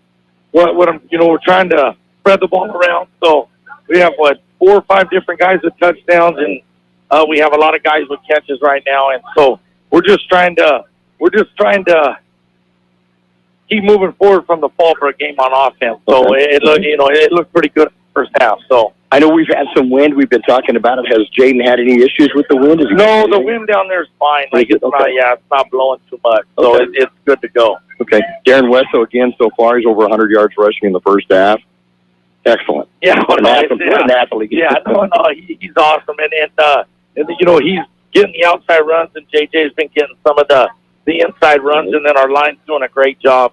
And if you look on the TJ, which is number 16, and then Little Ant, the 2 freshmen, they're great blockers on the outside. So they do a great job blocking. So George pointed that out on one of the touchdowns. I think the Wesso scored around the left side. It was a block by Helen that held onto his block to keep. Absolutely. So they've been coached well. So it's good. Yeah. And on defense, playing really well. They did have that one long run, but other than that, you pretty well shut them down. Yeah. No. Our defense is doing a great job, and that's it.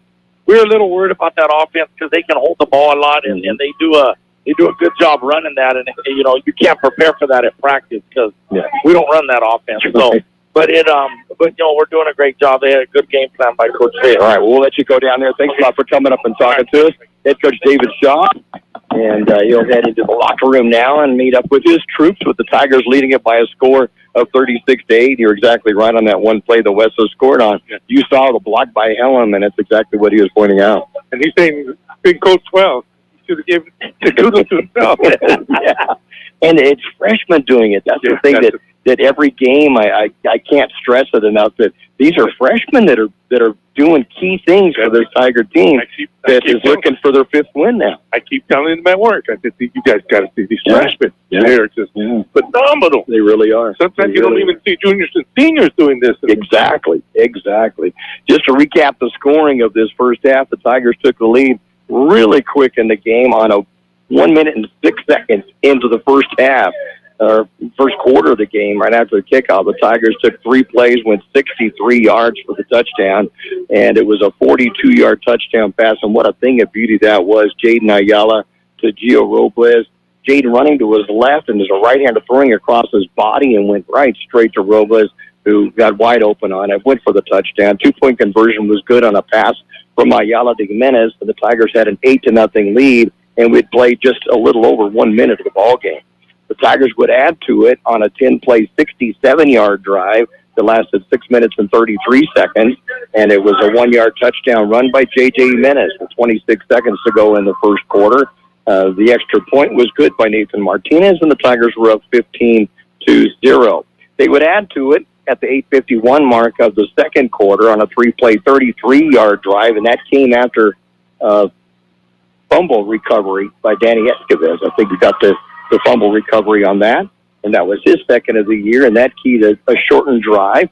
3 plays, 33 yards, 26-yard touchdown run by Darren Wesso, and that's his 8th rushing touchdown of the season. The 2-point conversion run by Jimenez, and the Tigers were up 23-0.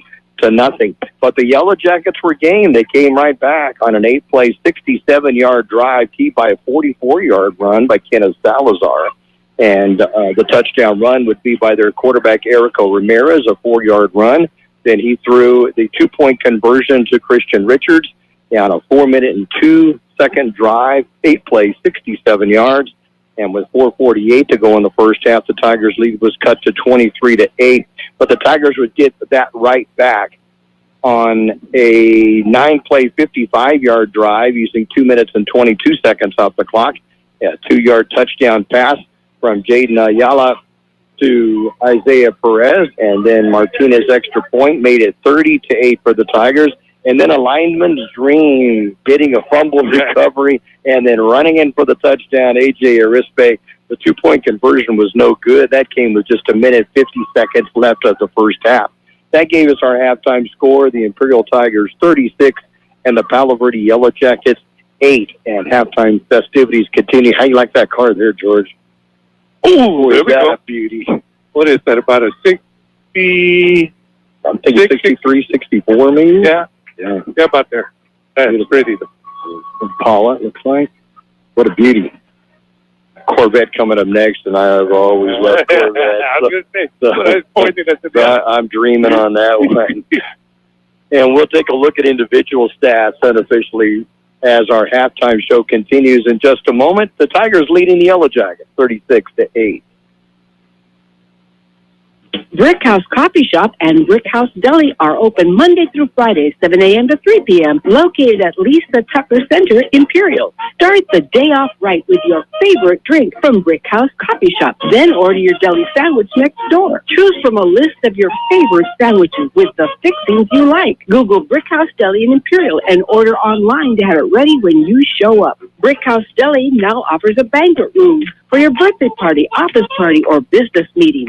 Call Brick House Deli, 760-592-4352. That's 592-4352.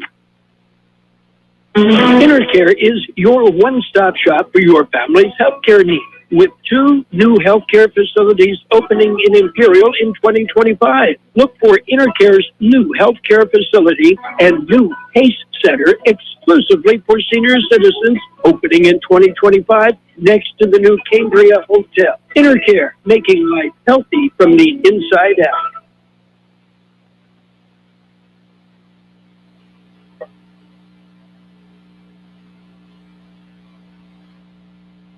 Hi, this is Jason Jackson, owner of Southwest Security. 2 years ago, I opened Southwest Postal, offering you 24-hour access 365 days a year. So if you're tired of dealing with the inconvenience of our post office hours and you would like to be able to get your mail when you want, Saturdays, Sundays, holidays, in the middle of the night, then come visit us at Southwest Postal with 24-hour staff. Plus, we're also your local FedEx, DHL, and Postal Service Center. We even offer text message and email notification when you receive your mail.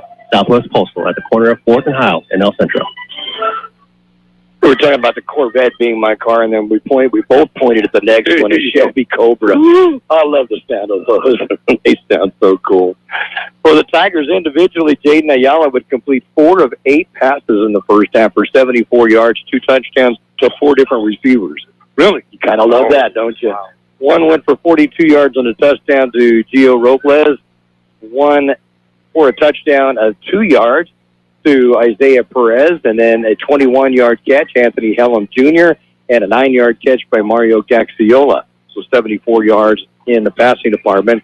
Heard that one that time. Cobra.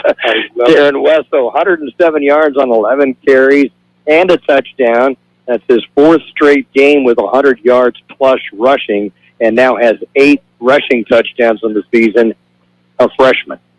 And then Jaden Ayala's carried 3 times for 26 yards. J.J. Jimenez 3 times for 23 yards and a touchdown.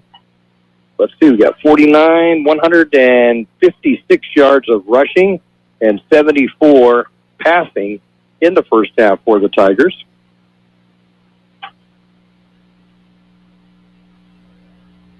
So a total of 230 yards unofficially for the Tigers in the first half. Of course, they got the defensive touchdown.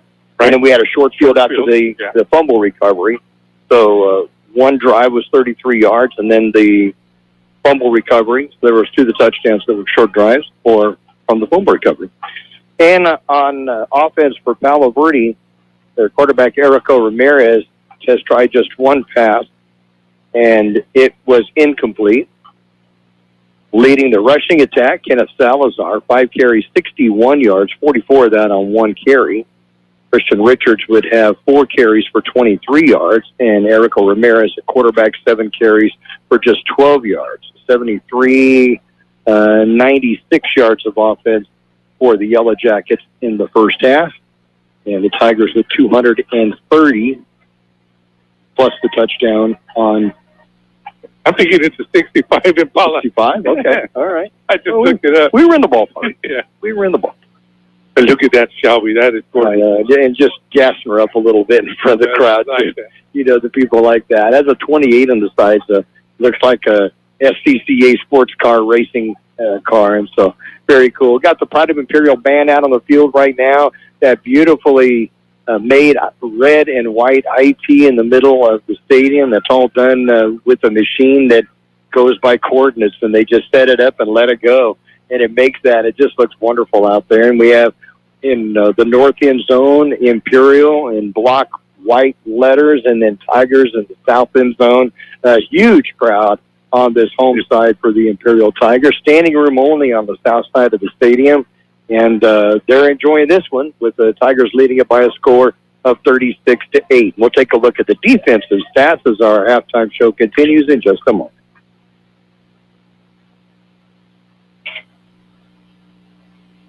You want Jersey Mike's signature sub, you get a number 13 original Italian. You want a dramatic radio idea? You get me. Like this.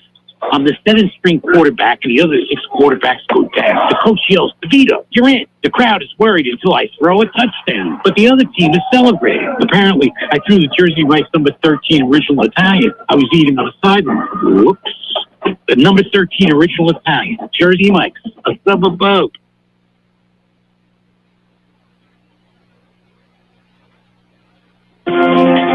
For over 63 years, the Imperial Quarterback Club has supported all sports teams at Imperial High School. The money they raise goes a long way to keeping our kids busy with school activities. Right now, they are looking for donations and new members to keep the Quarterback Club going. Members can be parents of students or community members who care. If you would like to become a member, please call Betty or Larry Zinn. 760-355-1312. That's 355-1312. The Quarterback Club wishes the Imperial Tigers a great season. Go Tigers! Halftime score, Imperial 36, Palo Verde 8 on homecoming night here in Imperial. And George, you have some defensive stats for us? Let's get those going right now. I'm looking at passes 84 over there. Probably got it close to 50 showed up right now. Yeah, it looks like it over there.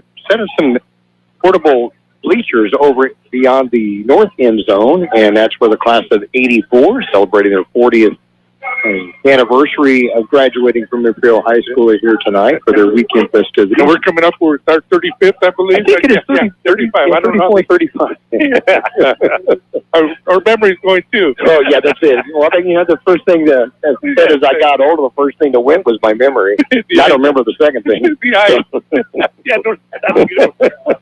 So let me see here. I got Sam Rubalcaba and Danny Esquivel, along with Mario Tapia, all with 7 tackles each.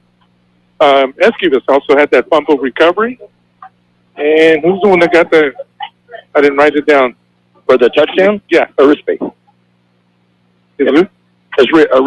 Oh, Arispe. Okay. Okay, you're right. And then I've got J.J. Jimenez with 4. Darren Romo also with 4, and then 2 for William Kwan from the Coast Guard position. Then 1 each for A.J. Arispe, along with that recovery, taking it in for 6. Jordan Ballick, Noah Larios, each with 1, and then also Tirado, Brandon Felix, Perez, and Gerald Washington, each with 1. It's a difficult offense to play defense on, as as head coach David Shaw said when he was up here, that you don't see it but once a year, and it's hard in a few days to practice for it. Yeah. And I think so far, other than that 144-yard run, the Tigers' defense has done really, really well against that offense tonight. Yeah, we knew that it's tough to run against the Tiger defense. Yeah. Right. They're doing a good job with that. They did. So the halftime scores for the homecoming festivities continue here in Imperial. It's the Imperial Tigers 36 and the Palo Verde Yellow Jackets 8, and we'll be back with more and halftime scores or updated scores around the valley in just a moment. Dan's Autobot, a name you've heard of and a name you can trust. Bo and his team have been serving his customers at Dan's Auto Body for many years now. His mission to be recognized as a premier provider of auto body repair services and working closely with you and your insurance company on your collision repair. So if the unfortunate happens to you or you need some dents fixed, don't hesitate and call Stan's Auto Body or stop by 1880 West Euclid Avenue in El Centro. Finally, we have all-you-can-eat sushi in Imperial Valley here at Kxo Sushi Bar and Grill. Now offering all-you-can-eat from appetizers, rolls, sushi, and more all day from 11 a.m. to 10 p.m. Kxo Sushi Bar and Grill, just off Highway 86 in Imperial. Call your order in at 760-355-4440. That's 355-4440. Kxo Sushi Bar and Grill.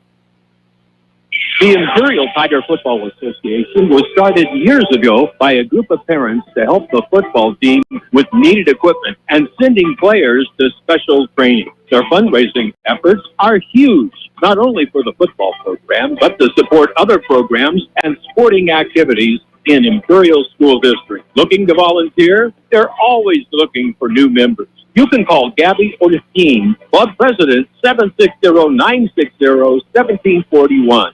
Go Tigers. Halftime score here in Imperial on homecoming night. The Tigers leading the Palo Verde Yellow Jackets 36-8.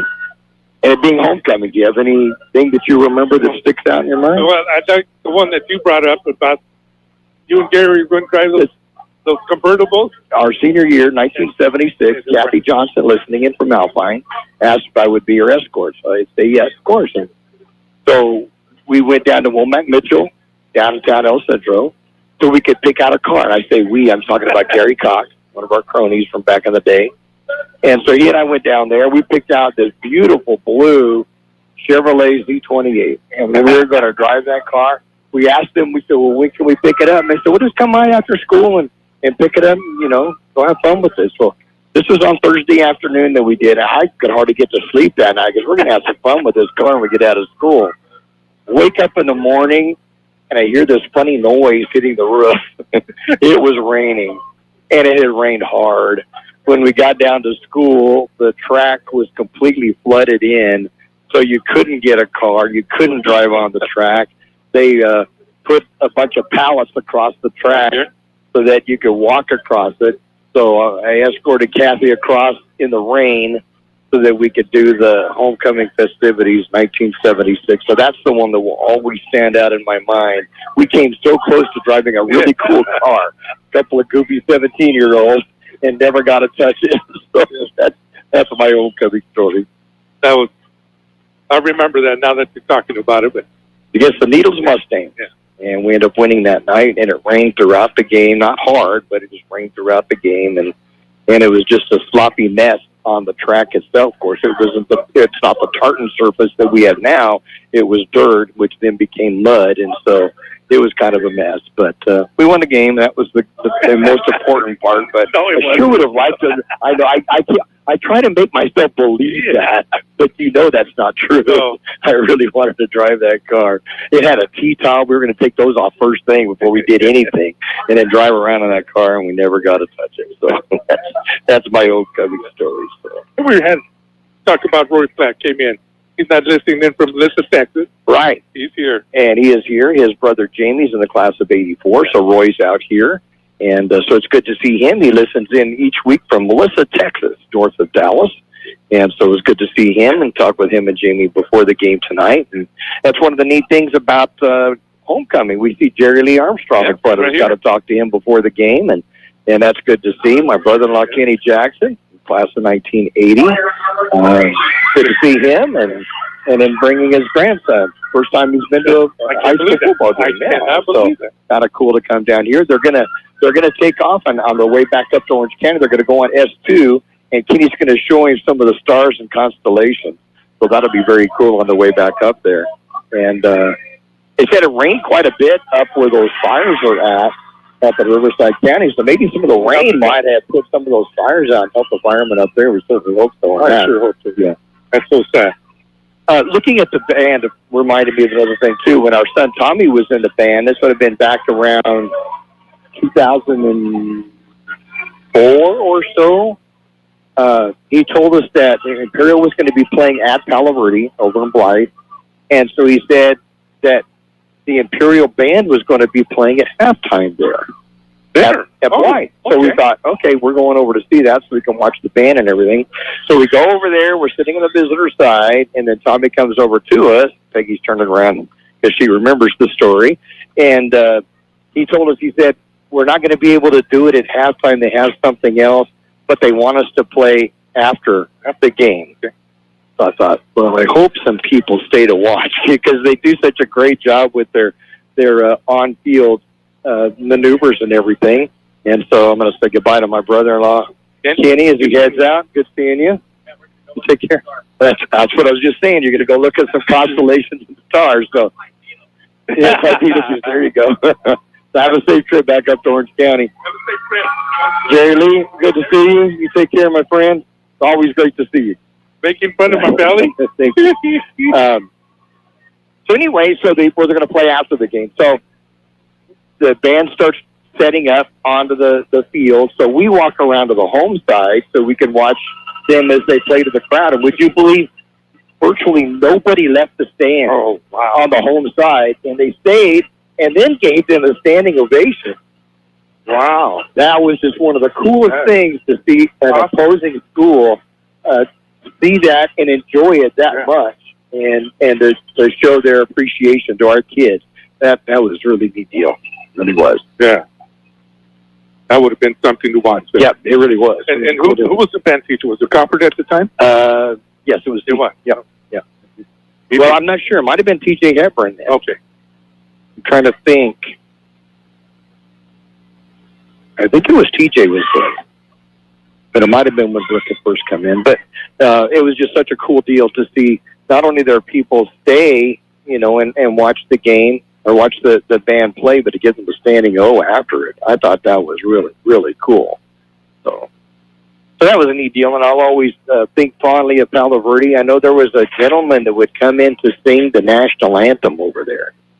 Because we would be there at the last game of the season when they were in our league. Remember, we'd go over there, Scott Stadium, and watch them. And he just sang such a beautiful anthem over there that it just took your breath away. So we look forward to him coming up there. And then we saw Greg Sproul that time. He was put into their Hall of Fame over there. And we saw him and talked to him. We saw Pat Bristow, who was from that 73 championship team. We tried to get an interview with him, but he wouldn't come up and talk to us. But he talked to us on the field, so we talked to him before the game, but we couldn't coerce him to come up and talk on a microphone. He said he'd get too nervous with that, but it was good to see him over there, too. So we didn't really like the drive itself over there because that road is such a treacherous one on Highway 78, but once we got over there, we were always treated very nice.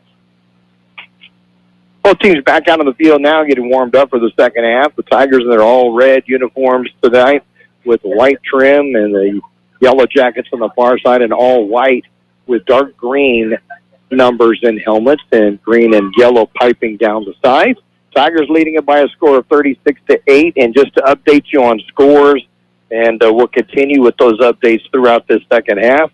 The scores that we have updated now: Brawley leading Gila Ridge over in Yuma 35-7.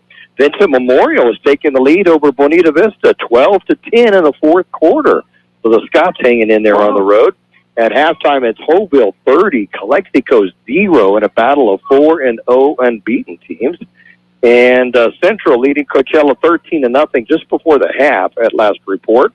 And at halftime, Army-Navy 21, Calipatria 8. The Warriors trying to hand the Hornets their first loss of the season. So I think that gets us through all the scores updated for you as we head into our second half here. Tigers will be kicking off to the Yellow Jackets to open up the second half, and the Yellow Jackets defending the north goal, so the kickoff will be going into the wind. That's what just looking at the flag. It looks like it's shifting, coming out of the... coming more out of the west, maybe? Yeah, west, southwest. We can call it. But talking to Coach Shai, says there's not much wind down on the field, so it hasn't affected the quarterback. And so Jaden has done a good job in the first half, completing 4 of his 8 passes for 74 yards and 2 touchdowns. And I think the 2 hardest passes that he threw and completed were ones he was throwing across his body, which are difficult to do. And yet he pulled them off. On the money. Yeah, he put them right there. It was perfect. The Tigers kicking off. Mario Gaxiola will be kicking off for the Tigers. And deep to receive for the Yellow Jackets on the near side, Derek Merritt. And on the far side, let's see, Dominic Salcido. Gaxiola with, good kick. Another touchback? And it bounces off his hands, and the Tigers are going to cover it. Maybe the Tigers are going to cover it at the 11-yard line. What a strange hit off his face mask. And then it bounced straight back toward the Tigers are running down the field, and it's recovered. Not sure who got it. Jonathan Cruz, I believe. Okay, there's several Tigers that were there. Yeah, Washington was there too. Gerald Washington. Wow. So the Tigers have the ball first and 10 just outside the Yellow Jacket 12-yard line after kicking off and recovering a fumble on the kickoff. Yeah. They were saying he was outside the end zone. They're right. Right. If you let it go, it would have gone in the end zone. That had the ball for 20. But he tried getting it, and he just misplayed it. It bounced off his face mask right into the hands of the Tigers.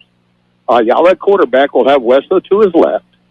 Hand it off to Darren. Darren looks to the middle, then goes to the outside, heads toward the end zone, and can't quite get there. Churchill brings him down at about the 5, and penalty flags are down at the line of scrimmage. You get another holding call, perhaps? I bet Jonathan can make that call. Yep, it's going to be a hold Tigers.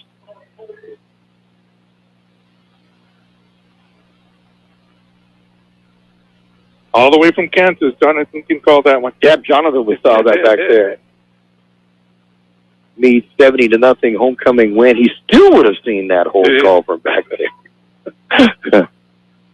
I love that one. We're going to be heading back there next month to watch the grandbabies play some football on our bye week, and then we'll race back here to finish out the season. We'll be right behind you. That's right. You'll be right behind us. Back to pass Ayala. Going to throw it short, incomplete, just over the head of Trey Reese. It will be a second down and 20. Yeah, 19 was right in his face. He had to get rid of it a little bit sooner than he wanted to. Yeah, we're going to go watch those 4 Imperial boys, but our grandson playing in Adams State. Tell us how it went last week, too. We didn't get a chance to talk about it last week. I don't think they want to talk about it. Oh, okay. That's why you didn't want to talk about it last week. 60 to 12, I believe. No. That was in their opening game. But they're playing School of the Mines out of Golden, Colorado. That's right, Colorado School of the Mines. They ended up number 2 in the country. Okay. And last year they beat them 70-7. They got beat. So we got to go watch them. Good. Back to pass Ayala. Rolls out to his right. Under heavy pressure. Looks into the end zone. Incomplete. Just out of the reach of Isaiah Perez at the 6-yard line. It will be a third down and 20 from the 22. Angelo Avila, middle linebacker for the Yellow Jackets, chased him down. Had to get rid of it before he wanted to, that's for sure.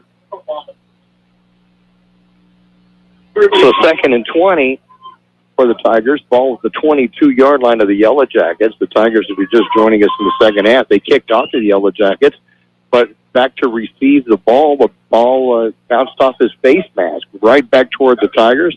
They had 4 or 5 players down there quickly to recover the fumble at the 12. After a holding penalty, we're looking at a third down and 20 from the 22. Ayala will keep Wesso in the backfield. 3 wide left for Imperial. Ayala back to pass. Gets away from one tackler. Has a receiver open. Going to complete it at the 15-yard line. Breaks one tackle. Can't break the second as Mario Gaxiola. He'll get the 10 yards back. But the Tigers face a 4th down and 10 from the 12-yard line. That's how he broke that one. Good job by number 3, Erico Ramirez, to get out there and bring him down. For Gaxiola, his second catch of the night for 19 yards. 84 yards passing for Ayala. And the Tigers are going to go for a field goal. So Martinez, sophomore kicker, they'll be lining it up from the 19-yard line. So this will be a 29-yard field goal attempt. This is his first field goal attempt at the varsity level. The wind's coming right out of the west right now. It might be okay. On the left hash mark, ball is down. The kick is up.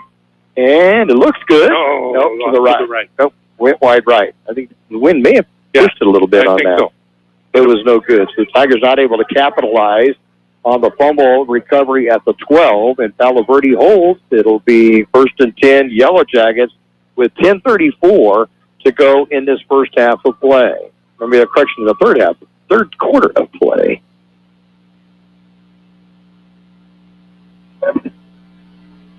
You're listening to Tiger Football on KXO Radio, El Centro, California, 1230 on your AM dial and on the KXO YouTube channel, and also on KXORadio.com. All 3 platforms tonight. We'll be on the road next week in Valley Center, our last out-of-county experience before the playoffs. And the Jaguars, I'm sure, are remembering losing to the Tigers twice last year after winning 10 in a row against Imperial. Handed off second back through is Richards, and Richards will get a little bit of yardage up to near the 25-yard line. The market of the 25. And it will be a gain of 5, second down of 5. Tapia was able to bring him down. Bulldog him in.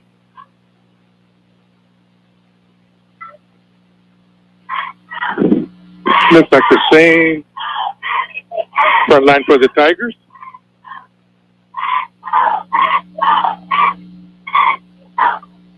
$28 yards on 5 carries for Richards tonight. Fumble again on the play. There's a fumble and a scramble for it back there, but oblique Yellow Jackets have recovered it. There's several Tigers there, but coming up with the ball in the bottom is the quarterback. Yep. Erico Ramirez. But it will be a loss on the play of about 3, so a 3rd down and 8 coming up. The ball about the 22-yard line. We got William Kwan, A.J. Arise, and who's the other one over there? Oh, Jillian Rosales, that's who it is. Nose guard with the Tigers. So 3rd down and 8 from the 22 for the Yellow Jackets on their initial drive of the second half. And they go back to the I formation. They'll have Salazar at the fullback spot. Back to pass is Ramirez. Will throw it well down in the dirt. Romo's the closest there, but it hit his feet. And it will be a 4th down and 8. And they'll have to punt. Yeah, Esquives was there. He had to rush that one, get rid of it. They were all over him. And then Romo, Darren was right on the receiver, so he threw it right at his feet. That was pretty smart of the quarterback. I was just going to say Danny Esquives and Sam Rubalcaba at the end, defensive end. They are so good back there. And quick. They get there in a hurry. Weston will be back to receive the punt. He'll be on the Tiger side of the 50-yard line at about the 47. And back to punt, Alonzo Hernandez for the Yellow Jackets. 8:58. We play in the 3rd quarter. 36-8, the Tigers leading it here in the 3rd quarter of play. Bad snap goes down. His knees were on the ground. They're going to say he's down. Yeah, he's down. He went down to his knees to get the snap, and that puts him down at the 10-yard line. And the Tigers have the ball 1st and 10. The 1st and goal because it's actually at the 9. Yeah. Wow. Yeah, you can't do that. Good call on that. Not baseball. Yeah. I missed that one. I was watching this. Somebody rushed it right up the middle, and I thought, we're going to get a block punt right now. It all came with the snap. It was a low snap, and it bounced on the ground. And instead of just scooping it up off the bounce of the ground, he went down to a knee to get it, and he's down at that point. So the Tigers have a great opportunity to add to their 36-8 lead with a 1st and goal at the Yellow Jacket 9. The Yellow from the shotgun will have Wesley to his right side. He looks over to the side. The head coach, David Shaw, who sends Daxiola out wider to the left. Way out there. Yeah, he's way near the sideline. Ayala back to pass.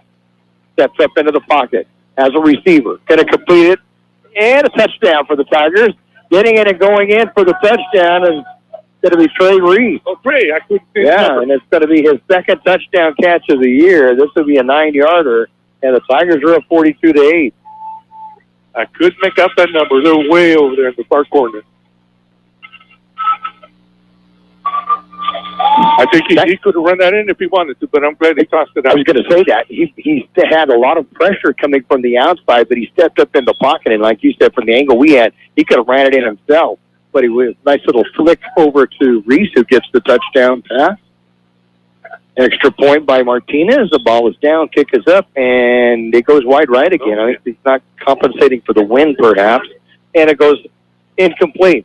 So with 8:46 to go in the third quarter play, it's now the Tigers 42 and the Yellow Jackets 8.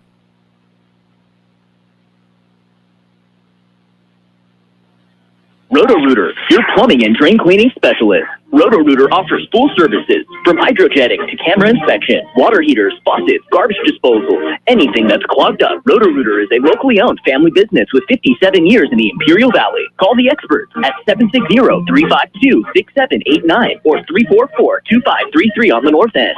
Roto-Rooter, that's the name, and the way goes travels down the drain. Roto-Rooter. On that drive, just a one-play 9-yard drive after the fumble recovery. And 9-yard touchdown pass from Jaden Ayala to Trey Reese. Extra point, no good. And the Tigers are going to be maybe outsides on that. I see a flag on the far side of the field right at the 40-yard line. Yeah. It's going to be a 10-second, one-play, 9-yard drive for Imperial. And they've increased their lead now to 42-8 over the Yellow Jackets. Tigers looking for their 5th win in a row against no losses this season.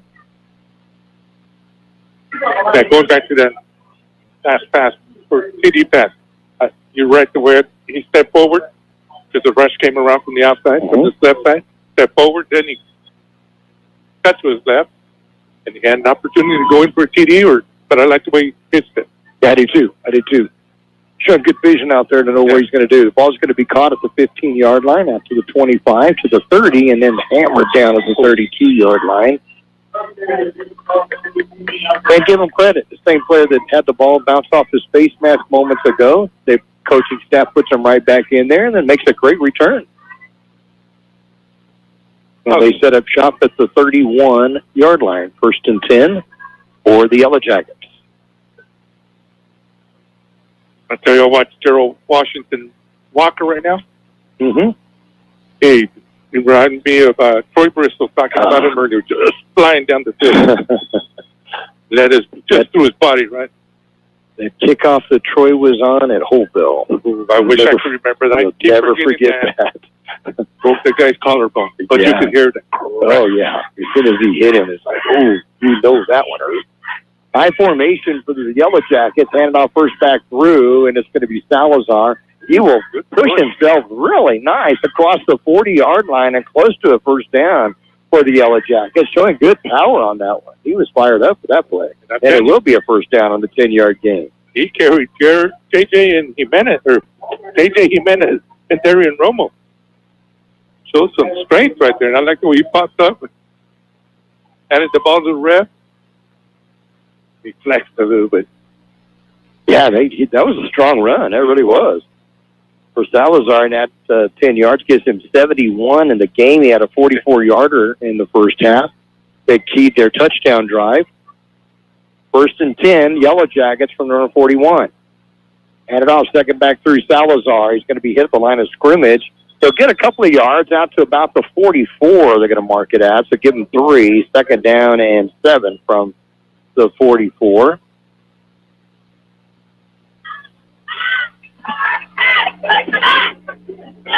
We got Sergio Lopez along with Sam Rubalcaba. Bring him down. It's very strong, very strong. 2nd down and 7 from the 44 for the Yellow Jackets. Couple of mistakes in the second half led to a touchdown for Imperial, and they lead the Yellow Jackets 42-8. And outsides again, right over the ball. Yeah. Oh, they're giving it to this guy saying there may have been some movement that time on the offense, and that's what it's going to happen. So the Tiger moved because they moved. Yeah. To take all that time. Yeah.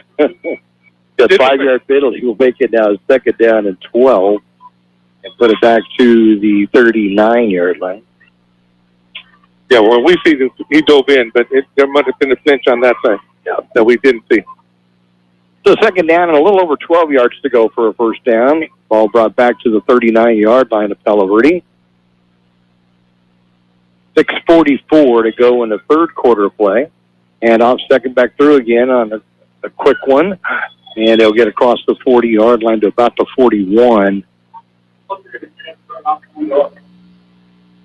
And we'll have to wait to see who comes up the bottom of the pile to see who carried the ball. And his first carry of the night, it's going to be Angela Avila who carried the ball. And it's going to go out to about the 41, so we'll give him a couple. 3rd down and 10 from the 41. Peg, you need some headsets so you can help us out? We have Peggy up here. My wife Peggy's going to be sitting up here with us in the booth. So you can see how a little bit. Boy, I get nervous. You can do this. Man goes in motion, handed out 3rd back through, and it's going to be Richards, and Richards will be hit after a gain of 1. Looked like he was going to get some pretty good yardage on that, but he only makes it to 44 and a gain of 3. But a 4th down and 7 coming up. Well, he ran into Darian Romo, so you're not going too far after he gets you. He did. He had a steam going for sure. So on a 4th and 7, it looks like they may go for it at this point. 5:24 to go. Clock rolling here in the third quarter play. It's Imperial 42, Palo Verde 8. And the Yellow Jackets going to roll the dice here at their own 44-yard line with a 4th down and 7.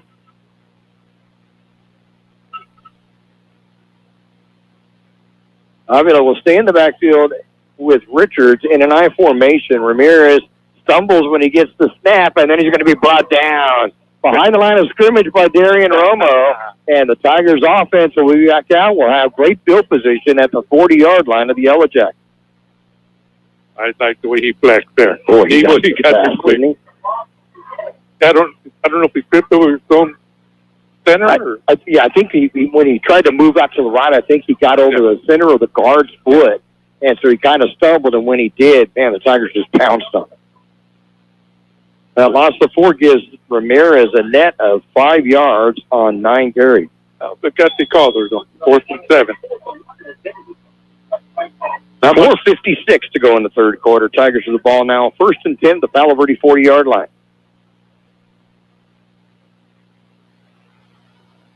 Jimenez will come back into the backfield for the Tigers, along with Ayala. Goes back to pass. That's up. Finds a receiver, completes it to Gaxiola, goes out of bounds after catching it, and about an 8-yard gain to the 32-yard line. It'll be a 2nd down and 2. And momentum carried it right out of bounds. Defender was probably 5 to 7 yards away. Yeah, I think he's just momentum. He couldn't quite stop the turn quick enough. Little stutter step, but he couldn't keep it. Yeah. Tigers over 100 yards passing in the game. Couple of touchdowns for Ayala. Goes back to pass. Rolls out to his right. Finds a receiver. Completes it to Robles.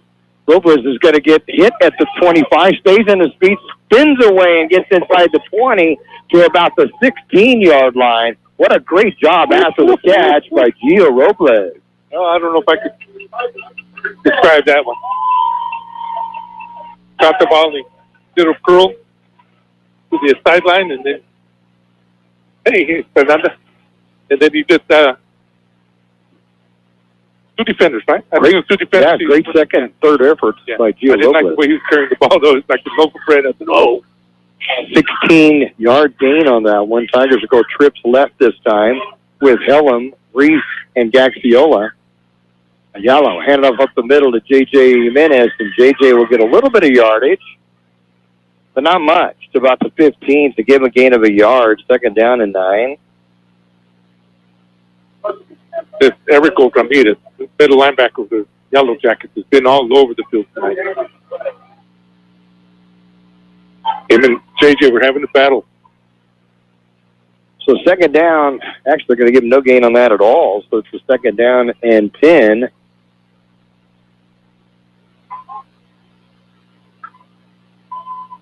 We're about the 15-yard line. JJ staying back in the backfield. Yep, Jimenez staying in. We've seen the last of Wessel for the night. And I've faked the handoff. Going to pass it over the middle as a receiver and misses on it. Hallam threw it over his head, but he was open. Oh. So they'll go incomplete.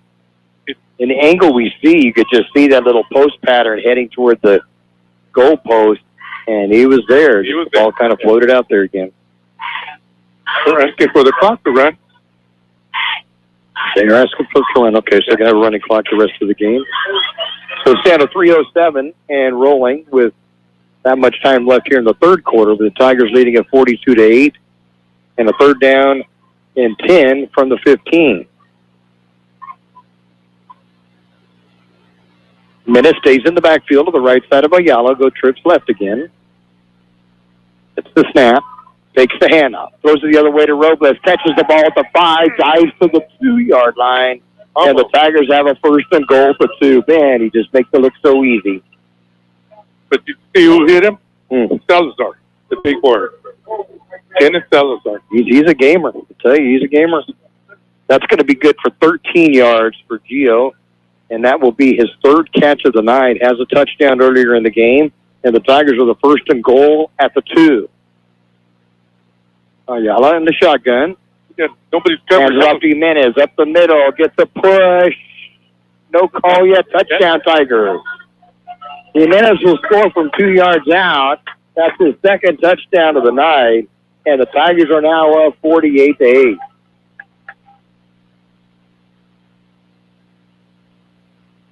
Got all excited.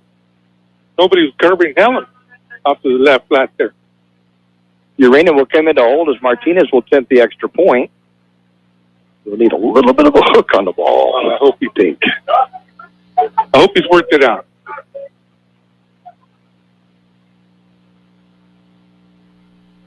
First time kicker.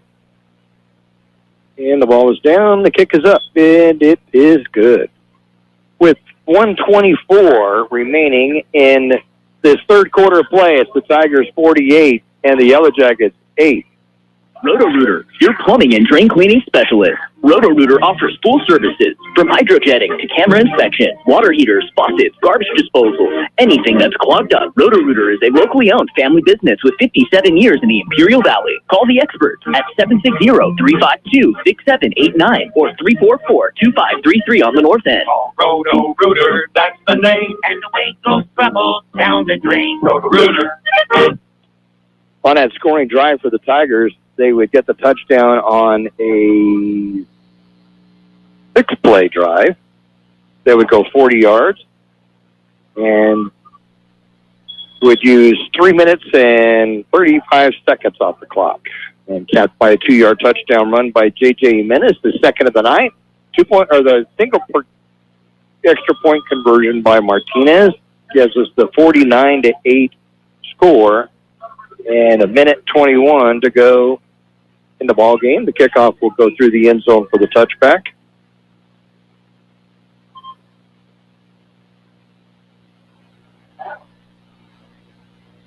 Looks like we've got some new players coming out for the Tigers. Let's see here. Clock starts to run now. Again with 1:16 to go here in the third quarter. It'll be a running clock for the remainder of the ball game. Got Adrian Cortez out there, outside linebacker. Jonathan Cruz, free safety. And our second back through is Richards, and Richards gets stacked up right at the line of scrimmage for no gain. Second down and 10. Good. Well, that was a red wall there, for sure. I'm trying to get to 3. So it's 9-18-51. All right, we're getting some other players that are not starters that are in the lineup for the Tigers. Yeah. I hope they do that in the fourth quarter. Yep, like seeing guys getting their time to shine. Seeing Gio Robles walking along, 6'5", and he just moves so smoothly out there. Even when he falls, he just makes it look easy, Yeah. and it's not. But he's such a terrific athlete. Looks like he's able not to even look- trying. He's just so smooth. That'll be the end of the third quarter play. The score: the Imperial Tigers 49, the Palo Verde Yellow Jackets 8. Kennedy's Carne, with many types of delicious marinated chicken to choose from, and award-winning carne asada. Check out these specials: homestyle pork al pastor, only $2.99 a pound, and marinated carne asada burger patties, just $4.99 a pound, and pollo asada, buy one get 1 pound free, only Monday through Wednesday. Open in El Centro 8 to 8, in Yuma 9 to 7. We match our competitors' prices. K's Carne, 1239 Adams Avenue in El Centro, and Kennedy's Carne, 380 East 16th Street in Yuma.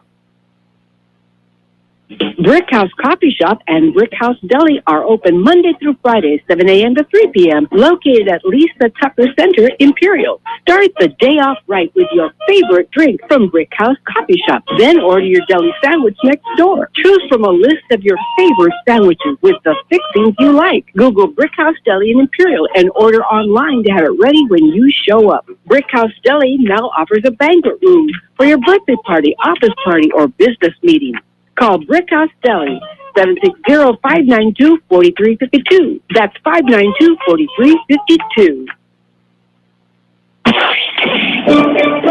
Your favorite NFL team plays on Imperial Valley's AM 1230.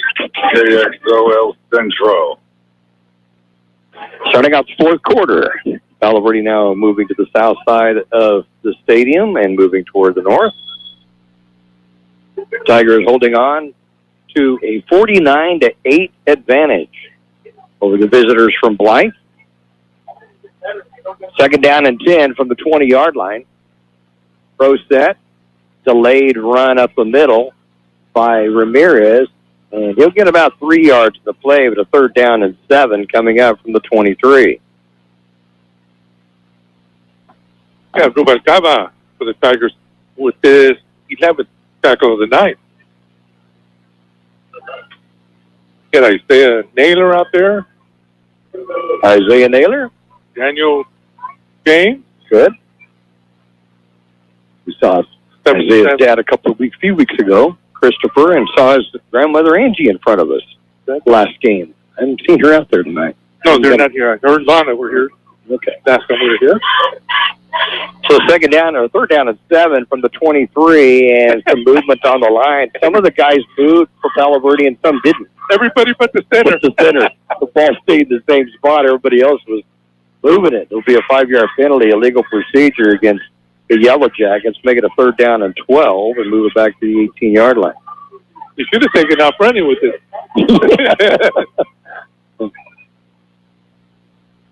I think everybody else was the same on defense. As mentioned, the clock will be running the rest of the game. 10.5 minutes to go. The Tigers leading the Yellow Jackets 49-8. We'll be on the road in Valley Center next Friday night.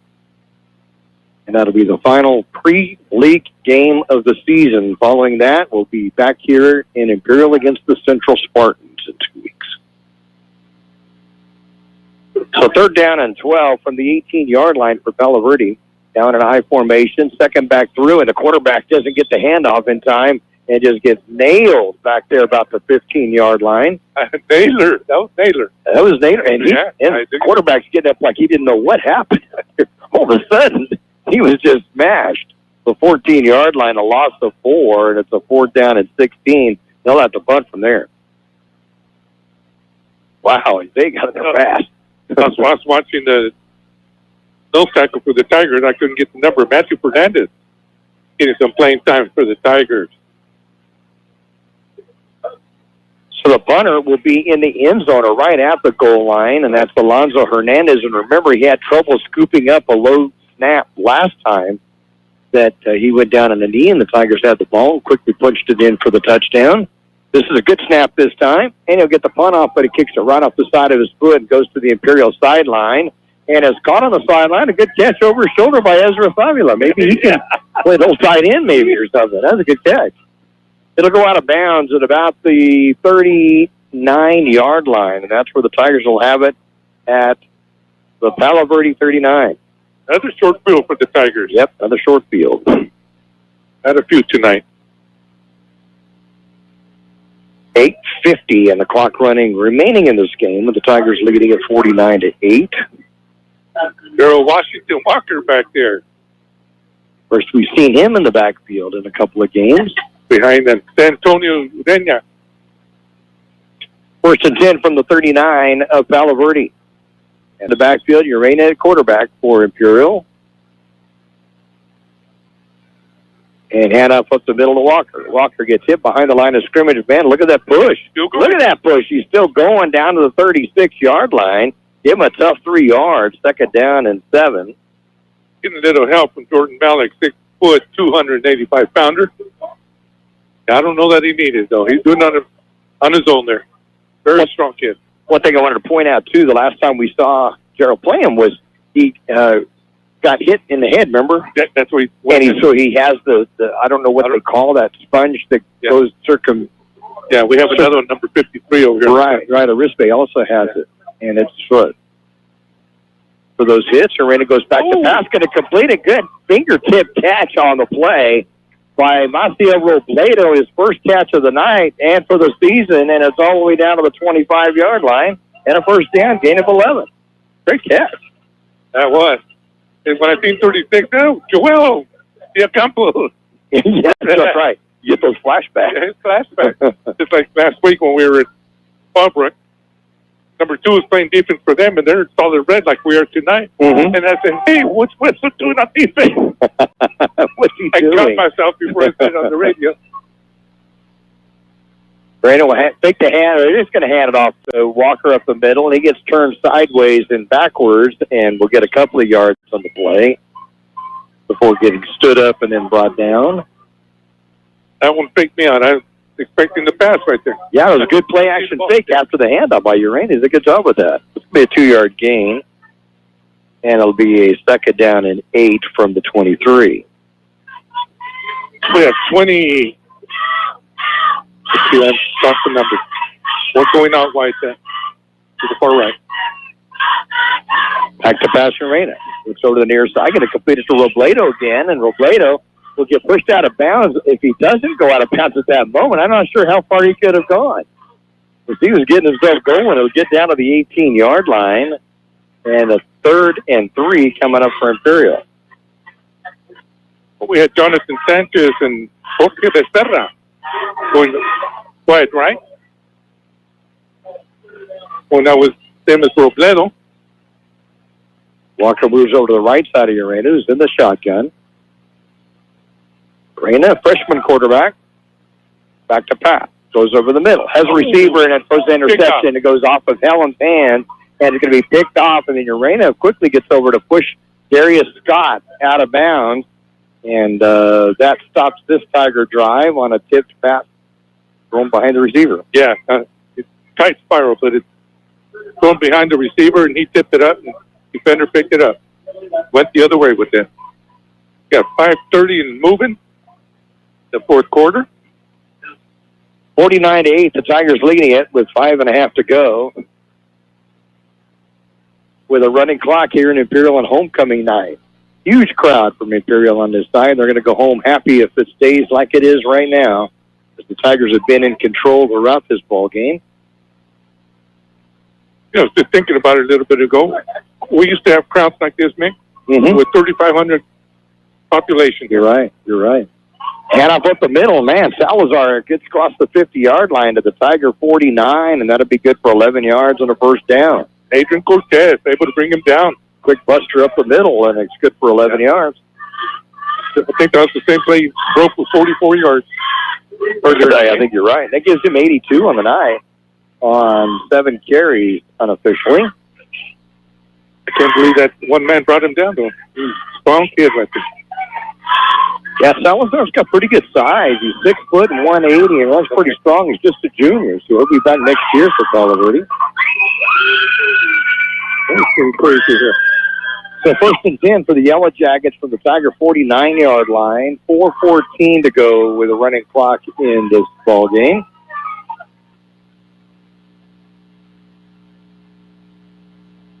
Receive side of the field, back to pass. Ramirez going to complete it to the far side and tackled after a gain of a yard or so to Salcido. It'll be to the 48. Give them a gain of just a yard on it. So 2nd down and 9 coming up. First completion on the night for the Yellow Jackets, but it only goes for a yard. What? Yep, only thrown 3 passes. Oh, it's hard to believe. Yep. Auto running. Which is what they did when they won the championship. Well, they had the horses. They did. And one of them, Xavier Bejarano, is one of their assistant coaches. Oh, okay. He's over on the other side, so he stayed to be assistant. Man, you talk about a guy that's strong and could run fast. He could do it. And then 22. Crow? Was it Crow? Big boy. Yeah, oh yeah. Yeah, he played middle linebacker and played fullback sometimes at the same time. Handout's going to go up the middle and getting across the 45-yard line to the 43. 51. It was number 51. And it's going to be Richards on the ball carry. William Kwan was the first one to hit him. Gain of 5. 3rd down, of 5. 3rd and 5 from the 43. We're going to... That's about 3rd and 4 from the 43. 2.5 minutes to go in the ball game. We just got an update. We got Brawley 42, Gila Ridge 14 in the 3rd quarter. Final Vincent over Bonita 25-19. Wow, big win for the Scots. They're now 4-1. Their only loss is to Imperial. Rolling out to his right, quarterback keeper is Ramirez. Gets good straight arm at the 35-yard line. Will get the first down as he goes out of bounds at around the 34. Good straight arm by the QB. Robledo was able to hold on, push him out of bounds. 9-yard gain for Ramirez on that. So 1st and 10, and they'll put the ball at the 35. So actually give him a gain of 8 on that one. Minute 44 to go. Clock continues to run. There'll be a running clock for the remainder of this game. Tigers leading at 49-8. But the Yellow Jackets trying to get a second touchdown. Back to pass Ramirez. Little floater into the end zone as a receiver, but he's out of bounds. Just a little bit out of bounds, intended for Darius Scott, who caught the ball, but about a yard out of bounds. It's ball incomplete, and it'll be a 2nd down and 10 from the 35. That's a pretty pass, so I think the wind got that and carried it out. I think that was, you mentioned earlier, is a good description, saying the ball floated out there a little bit as the wind catches, and I think it did on that one as well. Trying to see who else we had out there. Okay, we've got Daniel James already. 1 minute to go in this one. Yellow Jackets 2nd and 5 from the 35. Hand it off up the middle to Richards, and Richards will get 5 of it to the 30-yard line. 3rd down and 5. Richards a tough runner, and he is just a sophomore, 5'9" and 170, but he runs pretty strong. I like Naylor's size, too. 3rd and 5 from the 30. Hand it off. Sal's on the left side, finds some open running room, and he's going to turn the corner at the 15 to the 10. Gets back up field at the 5, dives toward the end zone, but he's going to be a little bit shy at the 1. And it will be a 1st and goal at the 1-yard line on a 29-yard run by Kenneth Salazar. I thought he was in Jonathan. Oh, shoot. He tried hard. Cruz. Jonathan Cruz. Tiger coming up slowly here toward the sideline. No, Jonathan Cruz hustled across the field to bring him down just short of the end zone. That gives him over 100 yards for the game, 111 yards on 8 carries. Had that 44-yarder earlier in the second half. He's carried for 10, 11, and 29. Okay. Gotten stronger as the game has gone on. 11 seconds to go in the game. And the Yellow Jackets with a 1st and goal at the Tiger 1.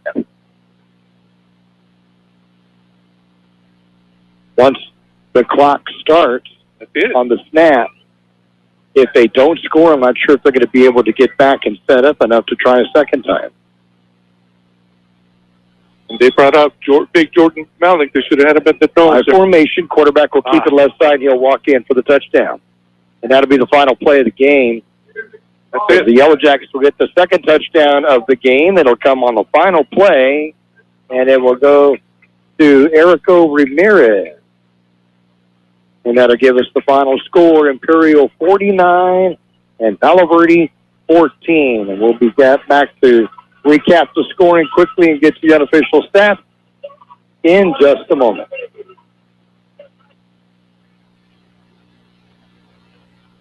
Brickhouse Coffee Shop and Brickhouse Deli are open Monday through Friday, 7 a.m. to 3 p.m., located at Lisa Tucker Center, Imperial. Start the day off right with your favorite drink from Brickhouse Coffee Shop. Then order your deli sandwich next door. Choose from a list of your favorite sandwiches with the fixings you like. Google Brickhouse Deli in Imperial and order online to have it ready when you show up. Brickhouse Deli now offers a banquet room for your birthday party, office party, or business meeting. Call Brickhouse Deli, 760-592-4352. That's 592-4352. InterCare is your one-stop shop for your family's healthcare needs, with 2 new healthcare facilities opening in Imperial in 2025. Look for InterCare's new healthcare facility and new PACE Center exclusively for senior citizens, opening in 2025 next to the new Cambria Hotel. InterCare, making life healthy from the inside out. Hi, this is Jason Jackson, owner of Southwest Security. 2 years ago, I opened Southwest Postal, offering you 24-hour access 365 days a year. So if you're tired of dealing with the inconvenience of our post office hours and you would like to be able to get your mail when you want, Saturdays, Sundays, holidays, in the middle of the night, then come visit us at Southwest Postal with 24-hour staff. Plus, we're also your local FedEx, DHL, and Postal Service Center. We even offer text message and email notification when you receive your mail. Southwest Postal at the corner of 4th and Highland in El Centro. You want Jersey Mike's signature sub? You get a number 13 original Italian. You want a dramatic radio idea? You get me. Like this. I'm the 7th-string quarterback, and the other 6 quarterbacks go down. The coach yells, DeVito, you're in. The crowd is worried until I throw a touchdown. But the other team is celebrating. Apparently, I threw the Jersey Mike's number 13 original Italian. I was eating on the sideline. Whoops. The number 13 original Italian. Jersey Mike's. A sub of both. Final score here in Imperial, the Tigers defeat the Palo Verde Yellow Jackets by a final score of 49-14, and the Tigers would lead this one throughout. It would take just a minute and 6 seconds in the first quarter for the Tigers to get on the board on a 42-yard touchdown pass from Jaden Ayala to Gio Robles, and 2-point conversion pass from Ayala to Jimenez would make it 8-0. 10:54 to go in the first quarter. And then the Tigers would score again at the end of the quarter with 26 seconds to go in the first quarter of play on a 1-yard touchdown run by J.J. Jimenez. The extra point was good on Nathan Martinez's kick, and it was 15-0 Tigers. They made it 23-0 on a 26-yard touchdown run by Darren Wesso. The 2-point conversion run by Jimenez would make it 23-0 Tigers with 8:51 to go in the first half. And then the Yellow Jackets would come back to get their first touchdown of the night with 4:48 to go in the first half on a 4-yard touchdown run by Erico Ramirez. The 2-point pass from Ramirez would go to Christian Richards, and the Tigers' lead was cut to 23-8. But the Tigers would then score 2 more times before the half with 2:10 to go in the second quarter. A 2-yard touchdown pass was thrown by Ayala to Isaiah Perez, and with the extra point by Martinez, it would make it 30-8, and then the halftime score would be 36-8 as the Tigers would get a fumble return for a touchdown by A.J. Arispe. The extra points were no good on the conversion, and the Tigers led 36-8 at the half. They would then increase that to 42-8 on a 9-yard touchdown pass from Ayala to Trey Reese, and that would be his second touchdown catch of the season. And the Tigers' lead was then 42-8, and the Tigers then add another one to make it 49-8 with minute 21 to go in the third quarter on a 6-play, 40-yard drive, a 2-yard touchdown run by J.J. Jimenez. And the Tigers led 49-8, and then with the clock showing 0 on the last play of the game, Erico Ramirez would score a 1-yard touchdown run, and that would give us the final score of 49-14. Jaden Ayala, quarterback, could complete 9 of 15 passes for 130 yards, 3 of those for 71s to Gio Robles and a touchdown. 3 for 27 yards to Mario Gaxiola. 1 of 2 yards, making the best of it, for Isaiah Perez and a touchdown. 1 of 9 yards to Trey Reese and a touchdown. And 1 of 21 yards to Anthony Elam Jr. There was also 2 catches late in the game. Coming in, first catches of the year from Maciel Robledo. They would add up to 16 yards. Those were thrown by freshman quarterback Antonio Urena, who was 2 of 3 and did have an interception. The Tigers in the rushing department, Darren Wesso, his 4th 100-yard rushing game of the season, all in the first half. Wonderful. 107 yards on 11 carries, and he now has 8 touchdowns running on the season, 10 touchdowns total. Jaden Ayala, 3 carries for 26 yards. That would all be in the first half. J.J. Jimenez, 5 carries for 26 yards and 2 touchdowns. And then late in the game, we saw Jarrell Washington Walker carry twice for 5 yards. Let's see, 31, 57, 164 yards unofficially rushing. And then passing, the Tigers would have 146. So 310 yards. Wow. Good show. In offense for the Tigers. And Hey, can you believe this? For the Yellow Jackets, their quarterback, Erico Ramirez, would complete 1 of 4 passes, but it would be for just 1 yard, and that would go to Dominic Salcido. In the rushing department, though, Kenneth Salazar, 111 yards on 8 carries, had some big gainers of 44, 10, 11, and 29 in the game. And then 2 touchdowns by Erico Ramirez, 13 carries, 15 yards. He had some losses and then some gains, but he got 2 touchdowns out of it. And 1 carry for 2 yards late in the game by Angelo Avila. And so let's see, 113, 154, 169, it looks like, rushing, and then 1 yard passing, so 170 on offense. But mistakes hurt the Yellow Jackets. Yeah. They gave a short field on one where the punter went down onto one knee. They had a short field where the ball bounced off the second half kickoff off the face mask of the receiving back. And then the touchdown on the rush, the fumble recovery for a wrist base. And then they went 4th and 7 here, and he stumbled over his own guy. Right. So the Tigers had some short fields and took advantage of it. Defense played tough. In fact, the Tigers they had 1 scoring drive of 9 yards, 1 of 33, and 1 of 40, and then had the fumble recovery for a touchdown as well. So that's how the Tigers looked on offense and defense. Looked pretty well on both of them. Good show. If you'll get the defensive stats set up there, we will hear from some more of our sponsors and wrap this one up. For over 63 years, the Imperial Quarterback Club has supported all sports teams at Imperial High School. The money they raise goes a long way to keeping our kids busy with school activities. Right now, they are looking for donations and new members to keep the Quarterback Club going. Members can be parents of students or community members who care. If you would like to become a member, please call Betty or Larry Zinn, 760-355-1312. That's 355-1312. The Quarterback Club wishes the Imperial Tigers a great season. Go Tigers!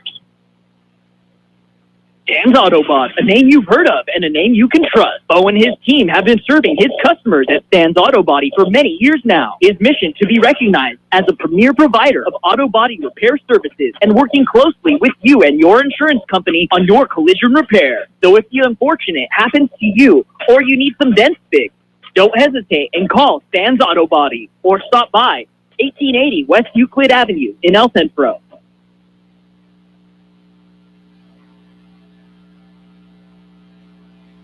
Finally, we have all-you-can-eat sushi in Imperial Valley here at Kxo Sushi Bar and Grill. Now offering all-you-can-eat from appetizers, rolls, sushi, and more all day from 11 a.m. to 10 p.m. Kxo Sushi Bar and Grill, just off Highway 86 in Imperial. Call your order in at 760-355-4440. That's 355-4440. Kxo Sushi Bar and Grill. Imperial Tigers celebrate homecoming night with a 49-14 victory, and defensively, I know we had a lot of stellar playing tonight. But I like this. I like it. The linebackers. I have San Ruben Cavazini off defensive linebackers with 11 tackles. Then I have Romo ended up with 8. Oh, Tapia down here ended up with 9. We have 2 fumble recoveries, one by Danny Esquivel and the other one by Jonathan Cruz. Then let me see, where's the other ones at? I had Esquivel also with 7 tackles, J.J. Jimenez with 5, and then William Kwan from the nose tackle position with 4, and then 3 for Tirado. That's not good, but I'll take it. It's a DB. We don't like seeing those DBs getting the tackles. We had 1 sack by Esquivel, I believe it was in the 3rd quarter. Jonathan Cruz, Julian Rosales, Ivan Venture, each with 2, and then Arispe, Lopez Malik, and Darius with 1. Brandon Felix also with 1 tackle for the Tigers. Good show. Yeah, it was good to see some other players get in and get some playing time. I know Naylor? Yeah, we got Nader that came into it. A couple of catches late in the game by Maciel Robledo, just a junior, and came in and made 2 good catches. He's standing out. He's found the cheerleaders already. He's a good man there. And but he looks strong with catching those. Has pretty good size to him. And so it just gives yet another weapon the Tigers can use. For the future. For the future. Exactly. We're looking good. Other scores, and we'll just kind of update them real quick before we sign off. The Brawley Wildcats leading Gila Ridge 49-14. That's a familiar sounding score right now. Central leading Coachella 26-6 in the 3rd quarter. Army Navy defeated Calipatria 49-14. Another score that sounds familiar. Yeah. So 3 games right now with the same score. That was our final score here. So Army Navy picks that one up. They're now 4-0 on the year, and the Hornets dropped to 4-1. Hoville defeated Calexico, shut them out 38-0. Wow, those Vikings. They have something there. I think we ought to say maybe we're glad we didn't play them this year. They're playing some good ball right now. Vincent Memorial defeats Bonita Vista 25-19 up in Chula Vista. So congratulations to the Scots. Their only loss this year was to the Imperial Tigers. And I think that updates all of our scores for tonight. And wonderful. Good show. Good show by the Tigers. Both sides of the ball. And I always like to see a homecoming night where there's a big crowd, a lot of happy people, and they go home super happy with a big win tonight. That's what I'm just telling these guys. The Flats, we had a good turnout for homecoming. Yep, and a good turnout for the Class A 84, having their 40th reunion. Had some grandstands set up beyond the north end zone so they could enjoy it together. And a good showing of them out there, and they'll have their festivities throughout the weekend. The Class of 74 come up in a few weeks. I think November 9th, is it? For the Class of 74s on November 9th. They're having their reunion, I think that weekend or something. I believe so. It's 2 weekends after we're done. Okay. After our last game. The regular season game. So this would be, right, this would be, the 9th would be the first playoff game. That's why I said, yeah. Okay. They want us to have something at the house. I don't know. I don't know if we'll be gone or not. So right. We do know the next Friday night we'll be in Valley Center. The Tigers will visit the Valley Center Jaguars. Are playing pretty good ball up until tonight. They've had only 1 loss on the season, so it'll be a tough one there. One other score I thought was kind of interesting from last week. We had West Hills. We saw them earlier this season. Picked up a victory over them earlier this year. Good seeing you again, Roy. Take care. Roy out here, and Jamie. Good to see you too, Jamie and Roy Platt. Thanks for coming by. Roy listens to us each and every week from Melissa, Texas, north of Dallas. Yeah. But West Hills defeated Morse by a score of 7-0. Really? On the only pass they threw of the night. Oh. And they completed it and won the game 7-0. So that's making the most of your opportunities. They threw 1 pass, went for a touchdown, and that was it. 7-0 was the final score in that one last week. So West Hills trying to get back on track after losing to the Tigers at the beginning of the season. But we'll be in Valley Center next Friday night for the Tigers and the Jaguars. And as we mentioned, the Tigers won both meetings last year with the Jaguars, one of them in the playoffs. I'm sure they're going to be remembering that. Then we'll be back here in 2 weeks from tonight for the opening of the Imperial Valley League as the Tigers will play host to the Central Spartans. And if we think we had a big crowd tonight, this place will be rocking the whole 2 weeks. Yeah, it'll be full on both sides. So that'll be exciting in 2 weeks from tonight. But we'll be back on Friday night at Valley Center, so we hope you join us. We'll be on KXORadio.com. We thank our engineer Gabe Lamuse back at the station. Kurt Huffman was keeping us up to date with the scores. If you haven't been able to check out our YouTube little podcast thing we do to recap games and to preview the ones, we do that on Wednesday. I love that. Okay. I love that. I appreciate that. We're covering all the teams, too. I love that you guys are doing that. Try to do that and get names of all of the kids around the valley. If they make some plays or touchdowns or fumbles or interceptions of note, we try to get those on that, too. And that's on KXO's YouTube site, so make sure that you check that out. We record that on Wednesday afternoon, and then it gets posted that afternoon, and so you can check that out, too, and give you something else to look at. And thank you to everybody who listened in. Right. Margaret wasn't listening today. She was here with us. Right. She was sitting in front of us and then joined us in the booth later on in the game. So you put a sweater on? Put a sweater. I know, isn't that always nice? It's beautiful right now. It is. It's a beautiful night for football. I know. Now, if she were to go with us next week, which I think she might be doing, she will have to have a sweater next week. It's going to be cold. Me too. we will be ready for that up there next week. Thank you to Gene and Carol back at KXO for letting us, allowing us to do these ball games that we enjoy doing. And for all of our sponsors, we thank the Brick House Deli, Intercare, also Southwest Security, Jersey Mike.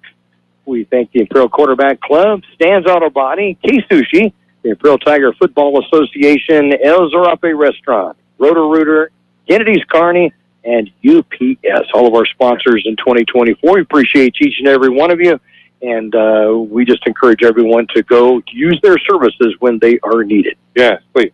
Our final score here in Imperial, the Tigers defeat the Yellow Jackets of Palo Verde by a score of 49-14, running Imperial's record to 5-0 on the season. That starts since 2013 for Imperial, and we hope that continues this next week at Valley Center. For George Grijalva and Mickey Dale signing off from Imperial, we'll send it back to the studios of KXO. The best oldies on the radio.